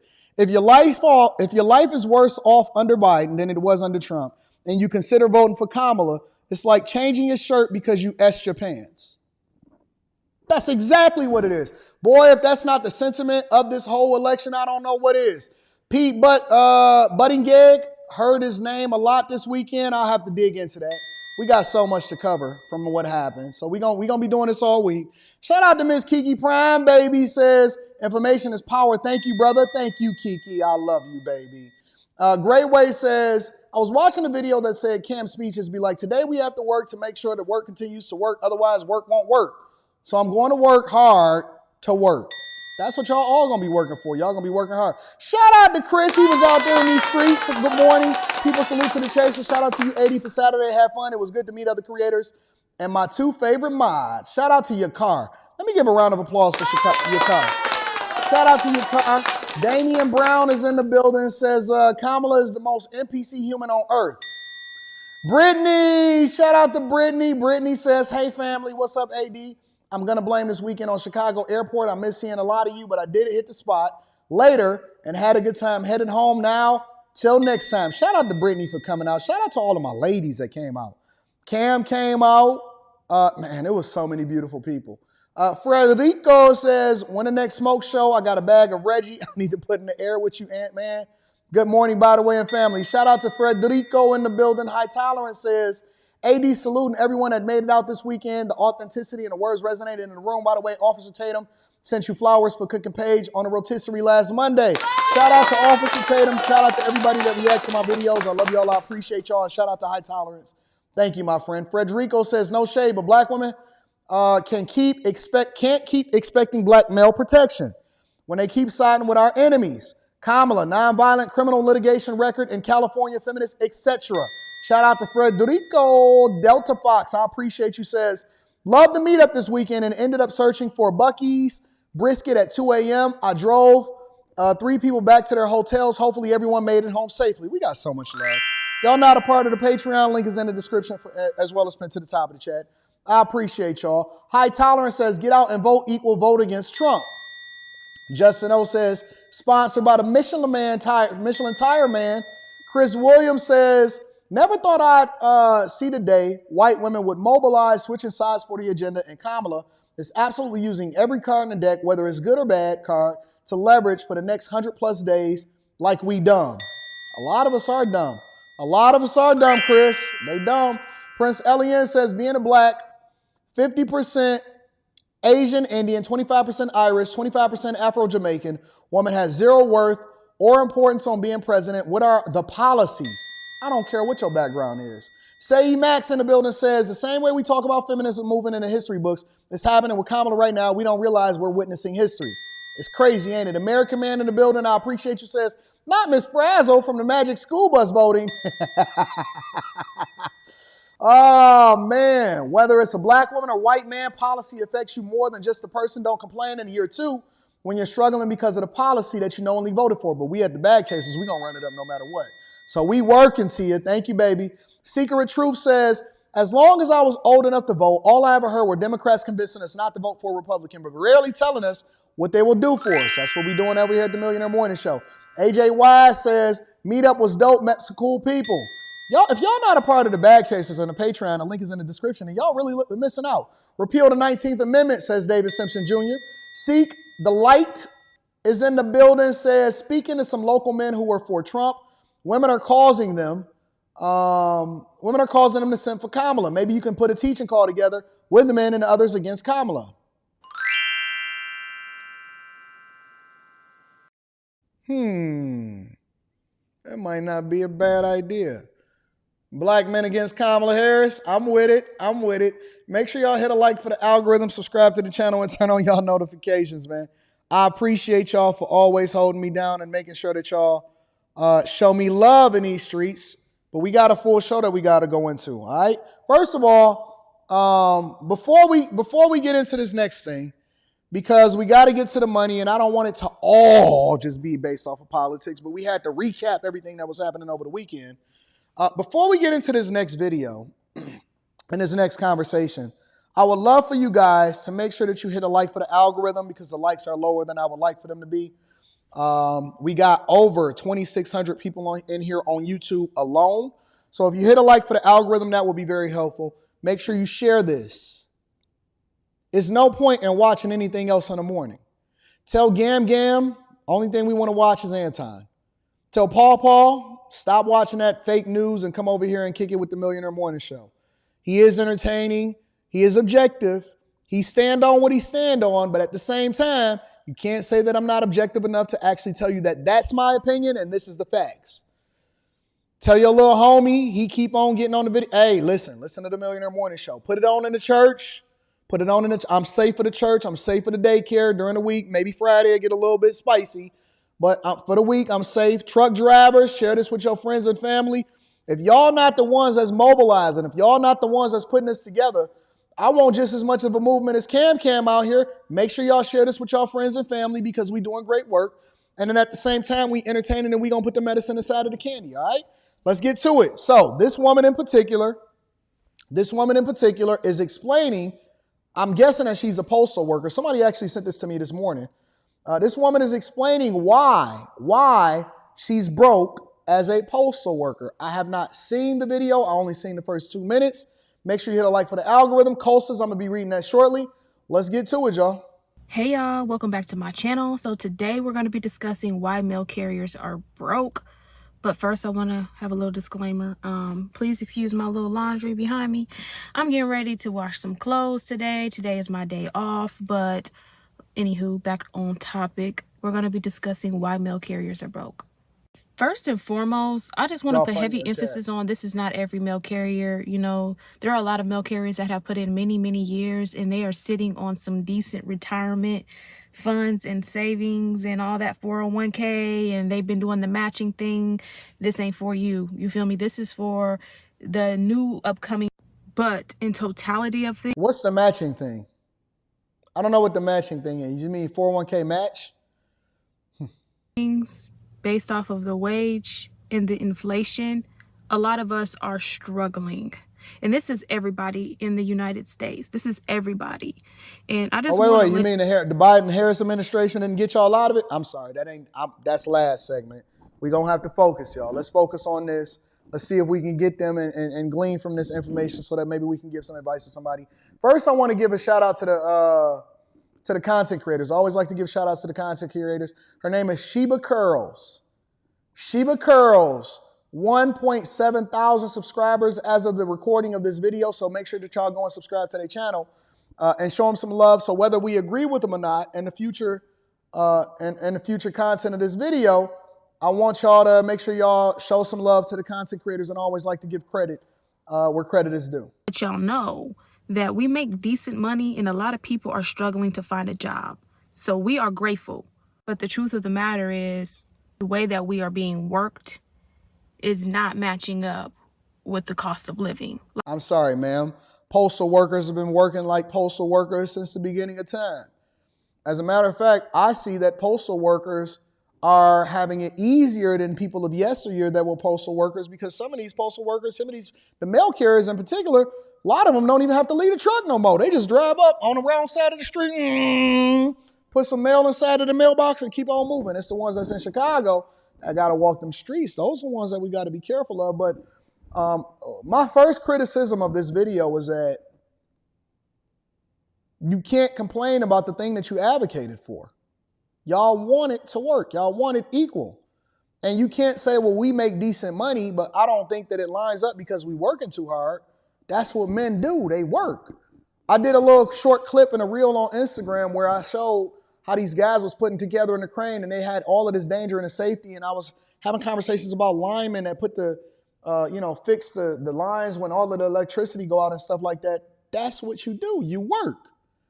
You work, and you work your butt off, and you leave it on the floor. Man, I remember working in the steel mill and working in plants and working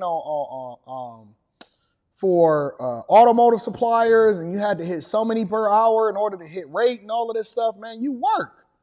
You work. So throw that out the window. I never want to hear a person ever that I review a video of again say, well, I don't, but they work us too hard. Work is supposed to be hard in a lot of instances until you can put yourself in a better position to do the thing that may not be as difficult. Work is hard. That's just the way that it goes. That's what y'all wanted, right? Y'all wanted equal. Y'all wanted the same opportunities as men, equal work for equal pay. Okay, work your ass off then. Like every job in America. You know what I'm saying? So when you are looking forward to hiring in and becoming a CCA or an RCA, just understand that. But also understand that it's very hard to find a job. It's very hard to find a job. You know what I'm saying? So therefore, got to be grateful. You feel me? You got to be grateful, because it was hard when I resigned and came back to get my job back, because the hiring process is getting harder and harder by the day. But let's not neglect the fact that everybody in America definitely needs a raise based off of the cost of living. Let's make that clear, okay? Because if we don't speak up and we don't say anything about it, which we are in the process of doing, we're fighting for a higher pay, then it won't get done. Don't y'all know that the Postal Service, the USPS, the mail carriers, the entire postal system has always been operating at a deficit? Only reason we keeping it in business is because we have to have it. We have to have it as a fundamental thing in the United States of America, is because it keeps it running. But don't y'all know that let me look this up. I'm going to pull it up. I'm going to pull up the stats.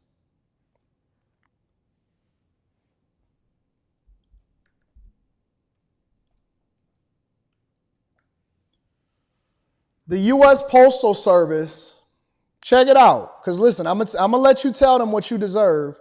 Because if this was any other organization, if this was FedEx, if this was Amazon, if this was any other organization, UPS, y'all would be out of business. But the taxpayers are the ones that's supporting and giving y'all money in order to make sure that y'all solvent, because y'all never make money.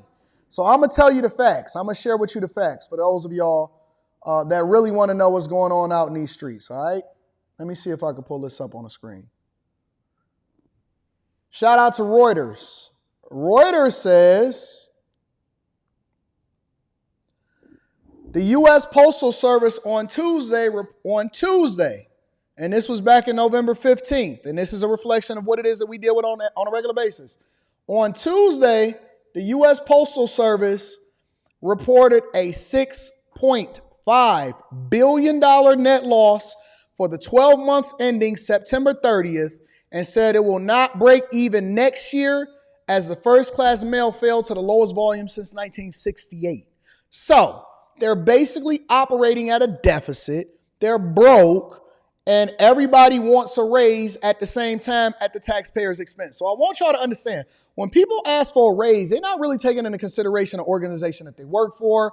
They don't care. It's not a thing. They don't want equity, none of that stuff. They just say, listen, I deserve more because the cost of living is high, not knowing that you getting more and everybody else getting more instead of y'all lowering your lifestyle and then ultimately investing in yourself. What they do is they just say, well, we deserve more because it's high out here. And then you're going to get more and everything else is going to go up some more. And you're going to say, well, give us more. I remember when they was protesting for $15 an hour. I remember when they was protesting at $15 an hour. Now it's people that work at McDonald's over in California that's making over $20-something an hour to serve fries and saying that it's not enough. So I just want y'all to understand that. $6.5 billion, they ain't going to break even. They ain't never going to break even. They ain't never made enough money to be able to break even. And now let me get into the details, specifics on why we are broke. So knowing what we know and knowing how much we make, and knowing that we are working paycheck to paycheck, there are certain things that we should and shouldn't be doing right now. And I'm going to tell you right now exactly how I spend my money and exactly how much I have left so you can understand this. A visual person, so maybe this will help you. At minimum, I bring home $1,500 bi-weekly. No. That's not how we go about doing budgets. Some of y'all may need a coaching call. That's not how we do budgets. We go by your gross, and then your gross is broken down based off of whatever it is that you have to contribute into. Maybe you got a 401k, which then reduces the amount of money that you got to pay in taxes, but then that goes further into what your net is going to be. Maybe some of y'all is claiming exempt because you're trying to make sure that you keep all of the money so that you can owe a whole bunch of money at the end of the year. I don't want to deal with net. I need to see gross, because gross is the way that we break down your money and then how we can save as much money as possible on your taxes. That's just some advice for y'all in the future. I bring home this amount of money. No. Why are you only bringing home that amount of money? And how much are you contributing into your retirement? Do you contribute into a 401k or a Roth 401k? Do you contribute into a 403b because you're a nonprofit organization? I need to know. I need to know the details. But, we're going to go on a baseline because everybody think that they're financially literate. Let's get to it. Giving me about $3,000 a month. Rent runs me about $1,045 every month. Doing good, baby. And of course, my car payment is $338. To fill that car, I normally spend about $37 bi-weekly, twice every month, leaving me $1,543. Groceries are about $400 minimum, but more like $6. Without budgeting properly, I spend $60 every 2 weeks for my nails. What about insurance? So y'all just put gas in y'all car and y'all pay y'all car note and y'all don't do insurance?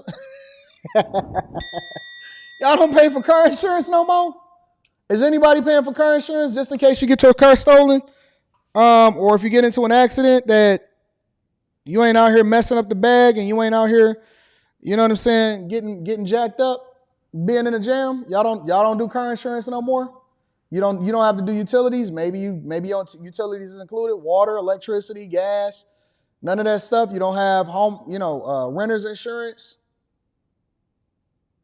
I'm just asking, where's all of the rest of it? to keep me sane. I spend about $50 a month at Goodwill, just thrifting for clothes, for fun as a hobby. Can't forget the phone bill. The phone bill is $180 a month. $180? How do y'all have $180 phone bills? I don't understand, bro. Phone bills are not $100. You know why the phone bill is $180 a month? Because y'all financing y'all phones. The reason that you got $180 a month phone bill is because included in the phone is actually the financing of the phone itself. There's no reason why a person of one, in my personal opinion, as a longtime customer of one of these phone companies, they ain't paying me to say who it is, so I'm not going to say it on this live stream. There's no reason why a person of one should have a $180 phone bill. That's crazy to me. That makes no sense. Plus the internet. I spend about $30 at the laundromat each month to wash my clothes. Spend about $150 on toiletries for the month, and then of course utilities is about $300. Okay, she gave us usually save or put. And this does not go for people with side hustles. If you have a side hustle and you making extra money on the side, then you actually winning right now. To be honest with you, that's the best thing that a lot of us can be doing is figuring out a side hustle. But first and foremost, I want you to understand, don't go to the internet and think because you see somebody who has the same job as you and they wearing luxury shit. So I normally bring home at least the minimum 15. That's normally what I bring home after taxes, insurance, and all that, union dues and all that. But like on like a good, overtime week, I'll bring home like 16. And then during the holidays, I'll bring in like 18, 19, 6 days a week. Okay.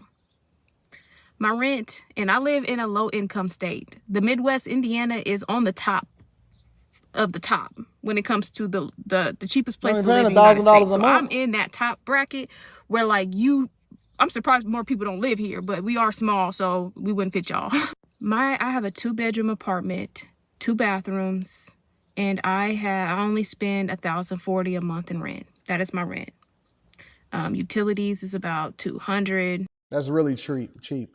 Here's the thing about it, y'all, is that the first flaw that I see from a lot of people when they start talking about budgeting and where it is that you should spend your money and stuff like that, the first thing that I see that's wrong from people a lot of times is they always say, get you a side hustle, get you a side hustle, get you a side hustle, get you a side hustle. That's not new. That's not groundbreaking. That's not anything that y'all should focus on. So side hustles are cool, right? I'm going to give y'all a little bit of game today just because I'm feeling nice. Side hustles are cool, but you have to have a I don't want to give y'all the Patreon level game. So I'm going to do it a little bit. I'm going to pare it down, way down, just to keep it from a C student's perspective. We're not going Patreon level. The best thing that y'all can do, honestly, and this is in my opinion, is to invest in yourself. And when I say invest in yourself, I'm not talking about going to buy stocks. I'm not talking about going out there and putting a whole bunch of money inside of the market. Yes, I do think that everybody should have a brokerage account instead of a savings account. And that goes without saying. But I think that the thing that y'all need to do is y'all need to get into better careers.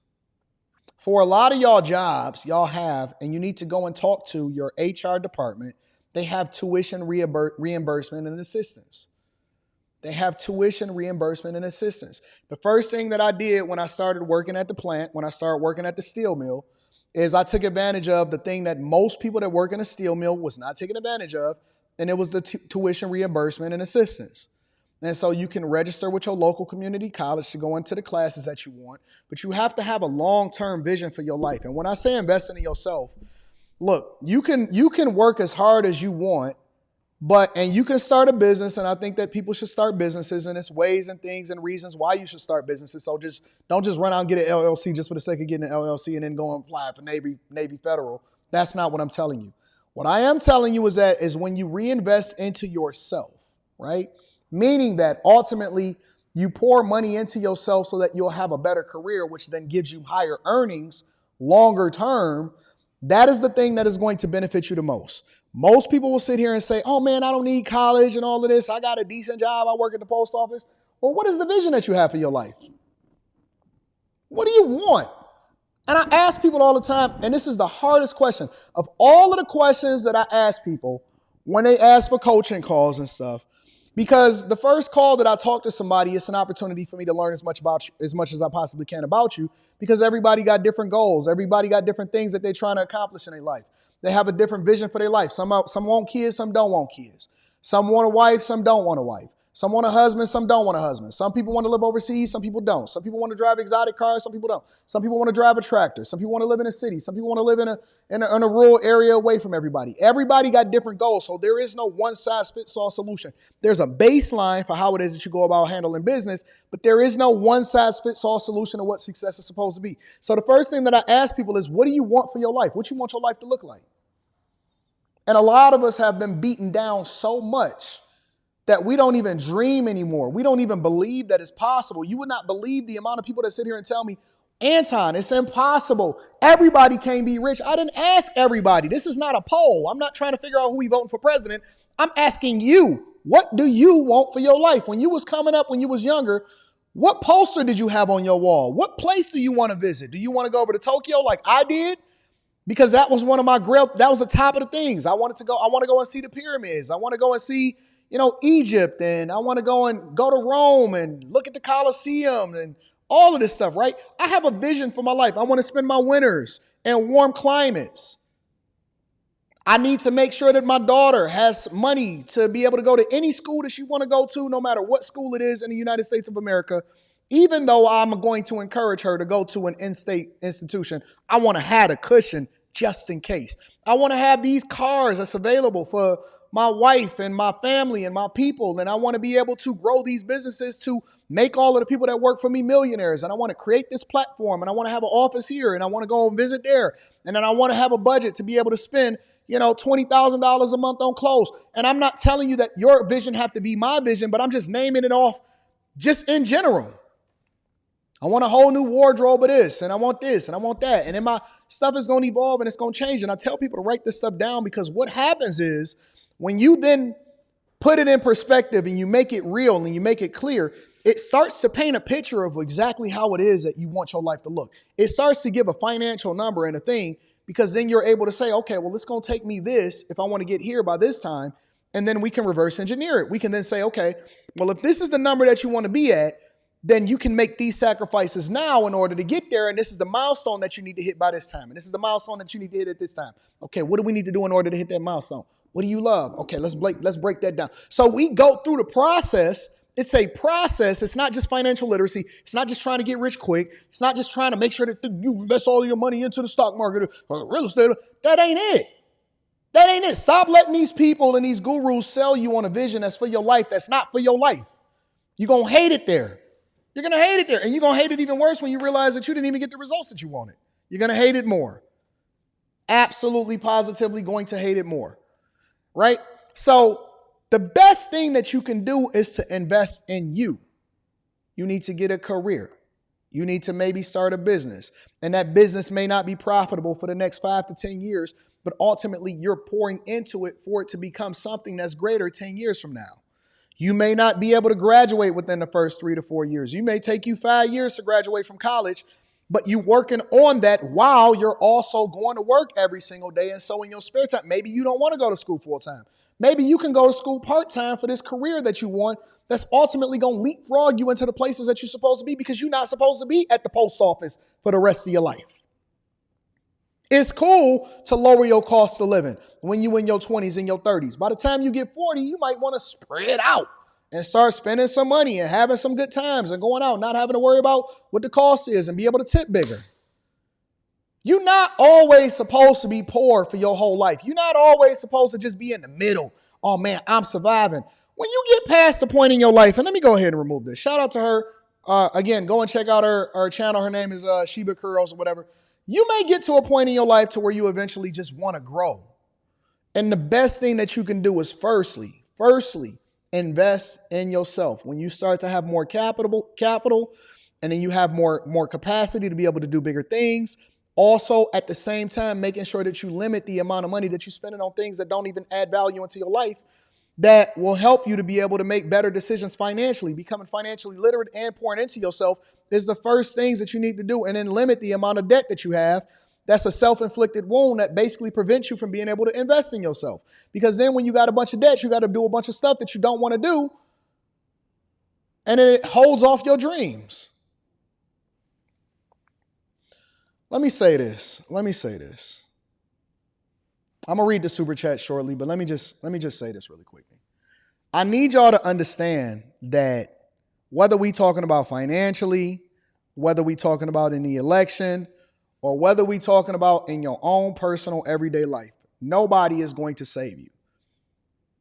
And that's not even entirely true.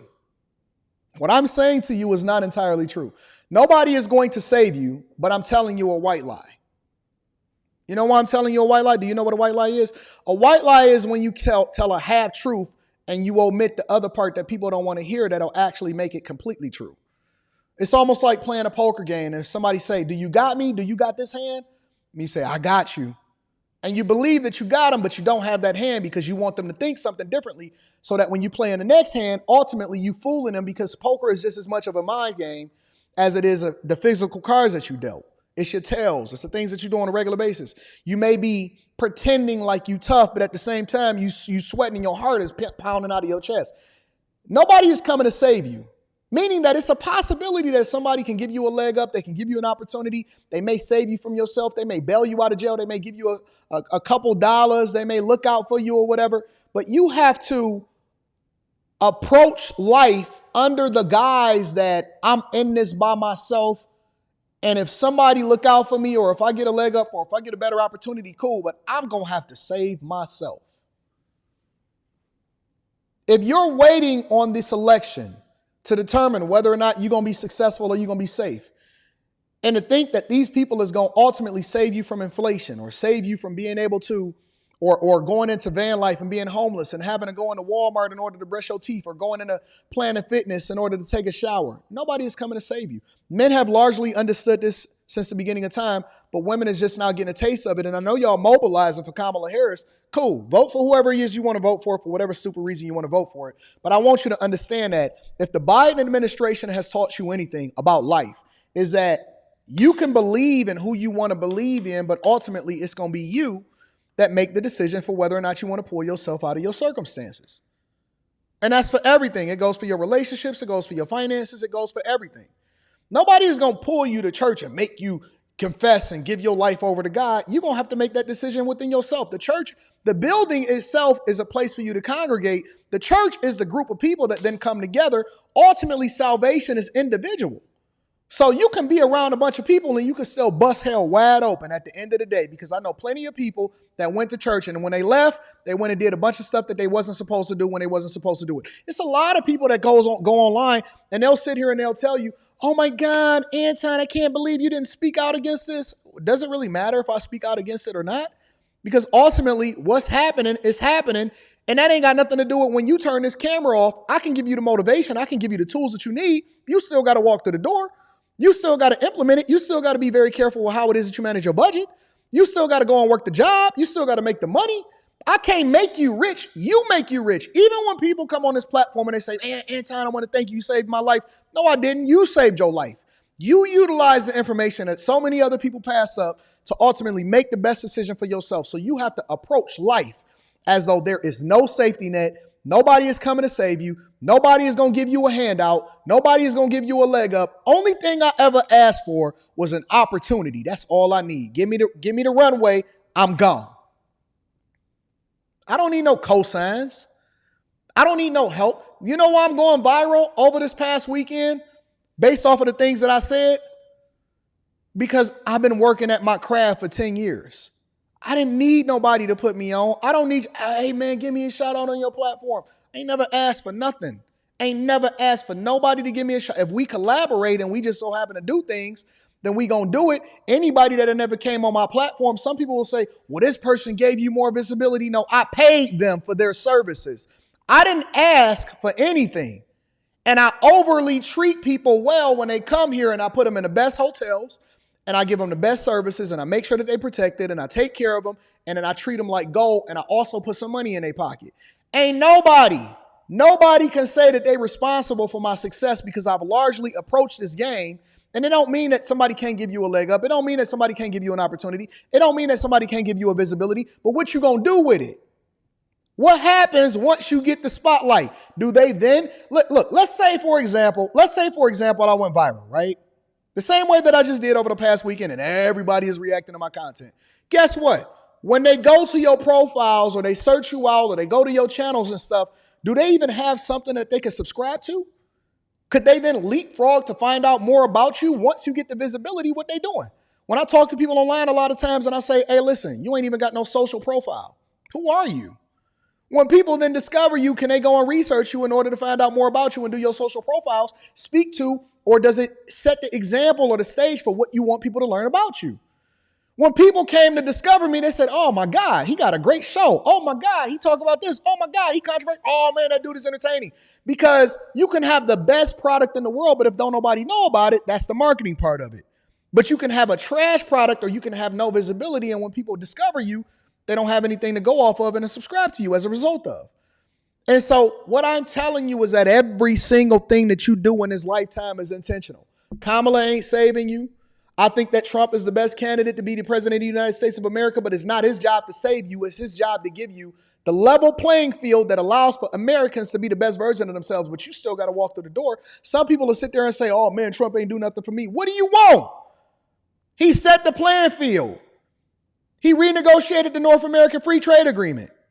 He set tariffs on China so that you can go to work. So you can go to work at the steel mill and they don't dump a bunch of foreign steel into the country to continue to erode the manufacturing base inside of the United States of America. He didn't tell you that he was going to work the job for you. He said that he was going to save the steel industry in order for you to be able to go and work the job for yourself. College is too expensive. Go to community college. Well, once I graduate from 2 years, do what I did. I decided to life hack. I went to community college. I moved back into my mother's basement. Once I went, 2 years of community college, I went and got a job at a major university that then paid 100% of my tuition when I went to, regular universities. And then I was still working my ass off and working my businesses and also had a second job on the side. I didn't wait for nobody to give it to me. I wasn't looking for anybody to do anything for me. I worked my ass off every single day, every day. When we went to the meetup over there in Houston, they said, Anton, you coming to the after spot? I said, think about it. Everybody knew. Every single person that interacted with me when I said I'm going home, I've been here for 3-4 hours, kissing hands, shaking babies. I love y'all. And I had a phenomenal time. Guess what? At the end of the day, I know everybody had the drinks flowing and hey, Anton, can I buy you a drink? Yeah, buy me a Diet Coke. Buy me a Coke Zero. I got you. If you pay attention to my habits, if you're interacting with me in real life, I'm clear. I don't smoke. I don't drink. I drink occasionally. When I'm at the crib by myself or, when I'm having a little party, when I ain't got to drive or something like that.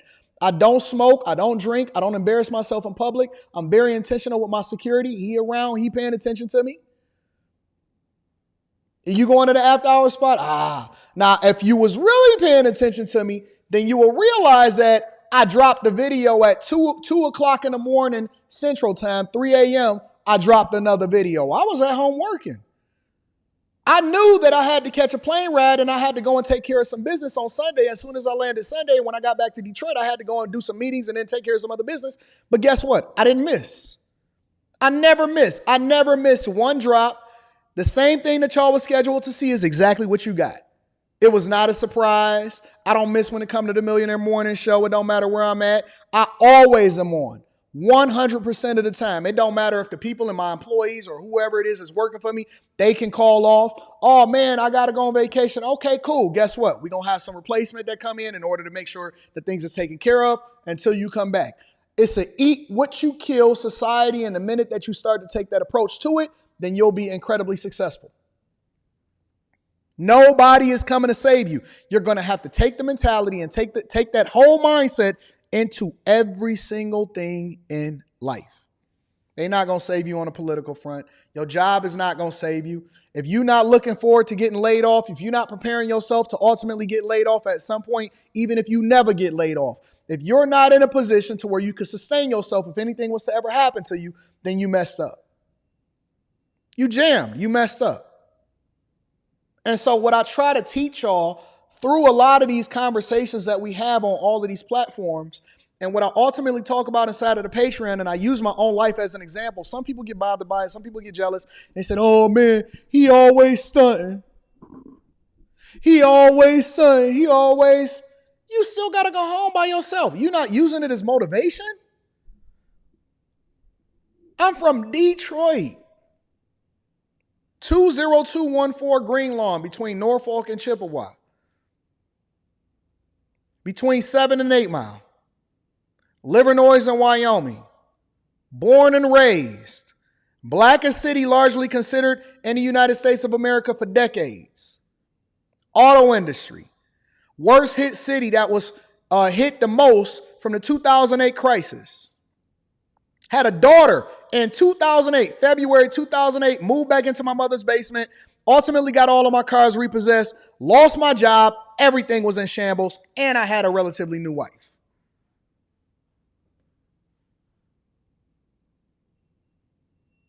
It was all on me. I talked to my father. He said, it's all on you. It's all on you. And at that point in my life, I made up in my mind, when I held my daughter inside of the hospital room, I was the first person to hold her. I told myself, my daughter will never, ever not have the opportunities because of a lack of discipline and dedication from her father. Never.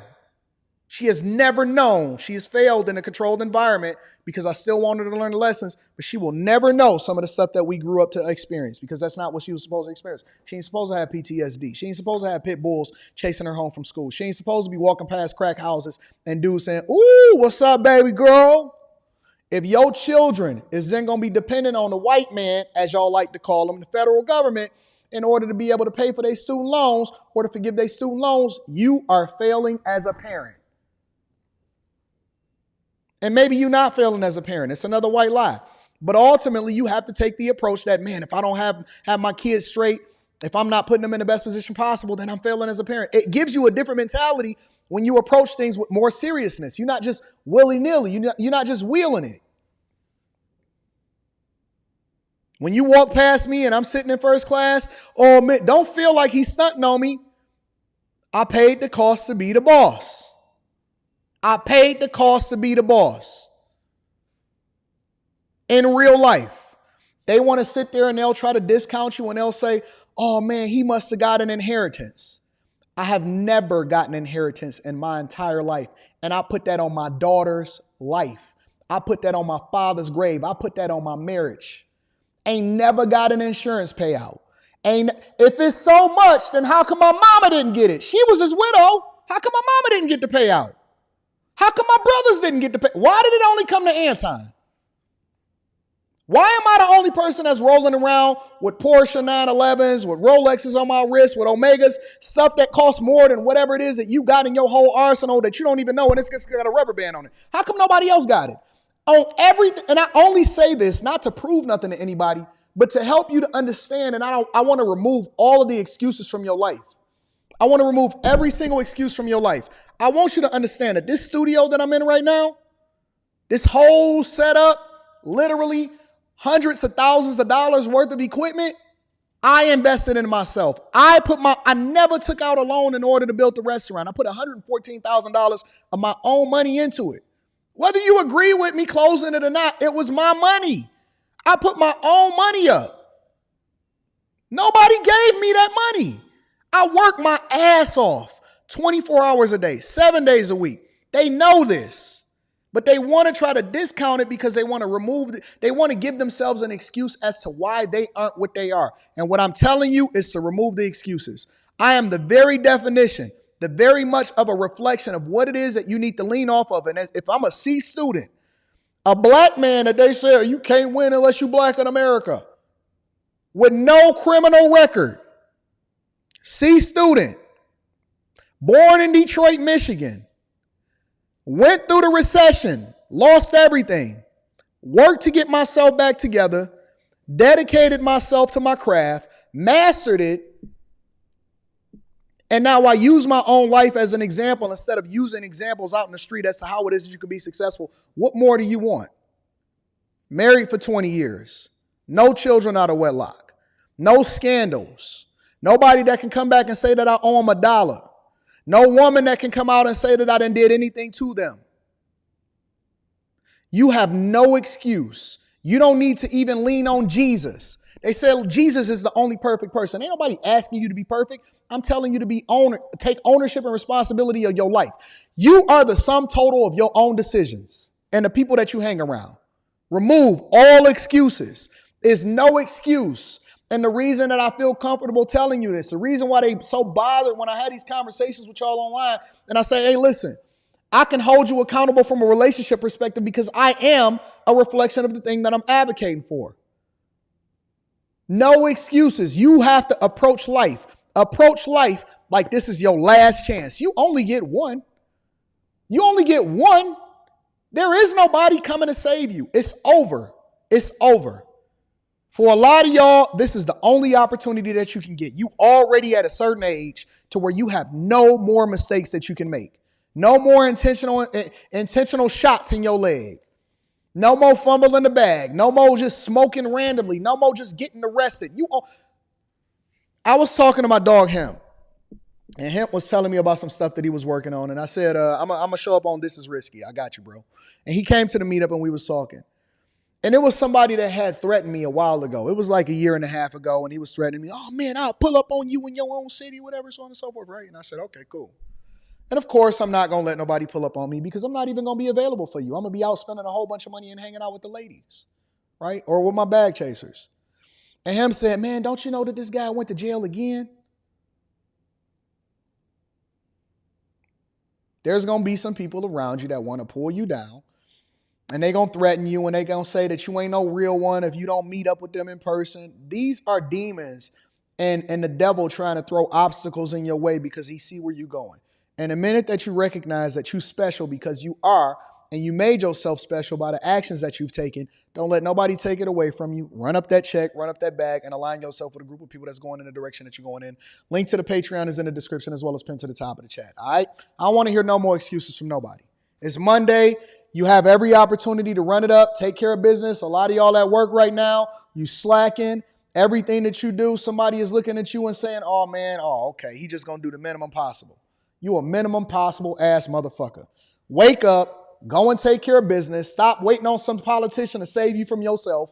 The only thing that they're going to do is they're going to run up their own bag, get their own book sales up, and they're going to leverage their own power in order to be successful. Nobody is coming to save you but you. Save yourself. Save yourself. Save yourself. I love y'all. I appreciate y'all. Let me read some of these super chats and I'm going to get y'all up out of here for the day. All right? No more excuses. I don't want to hear you black. I don't want to hear you a woman. I don't want to hear you small. I don't want to hear you tall. I don't want to hear none of that. Get to it. Being from Chicago and sick of all of the lies, however, I speak for a lot of us when I feel that our presidential vote means nothing as our state is always blue. Shout out to you. Spaces says, gotta chop it up with Rayshawn. Rayshawn definitely is a truth as it pertains to people actually getting better mentally. I definitely recommended his services. I was glad to put so many names to the faces this weekend. Shout out to Spaces and shout out to Rayshawn. Do the Right Thing says, broke as a postal worker, you've got a special ring problem. It's Messi in the building says, me and Granny watching you right now. Can you tell her to eat better because she won't? Granny, come on. Hey, Granny. Messi's Granny. Are we seriously not going to eat better? So we just going to eat whatever it is that we want to put inside of our mouths and we're not going to do the thing that's best for us? All right, listen, if you don't want to do it for you, then do it for the children because then they're the ones that got to take care of you. So you're going to burden them because you're not going to do what you're supposed to do. Come on, Granny. We can't do that. We can't do that. You know, the thing that I don't want when I get older is for people to have to make a sacrifice for their life just because I made bad decisions. Granny, they love you. They want you to eat better. They want you to be out here shaking that thing. You ain't too old. Hold on. I know some grandmothers that look sexy. They look fine. Come on, be that sexy grandma. I want to see your Instagram. Shout out to Messi for holding Granny accountable and getting her on the Millionaire Morning Show. Sister says, Mr. AD, it is the TSP match to thrift savings. Oh, okay, I got you. Well, it's a TSP. A lot of times it's for military members and stuff also. And I'm assuming that it's for postal workers. 403B is for nonprofit organizations. 401ks is for privately owned companies and stuff like that. So thank you. You did correct me. Thank you. I appreciate you, sis. And sis also says, Mr. AD, the USPS is a quasi-government entity. It is not funded by taxpayer dollars. It is self-funded by selling stamps and packages. It is only regulated by the Fed. Well, where's all of the money? Because they've been losing money. Okay, hold on. Let me see something.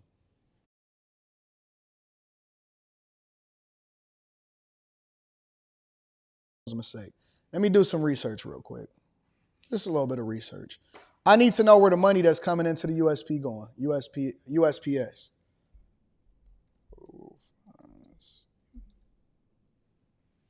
United States Postal Service is self-funded, meaning it relies on revenue for sales of stamps and products and services, covers expenses. However, look, check it out. I want y'all to know this.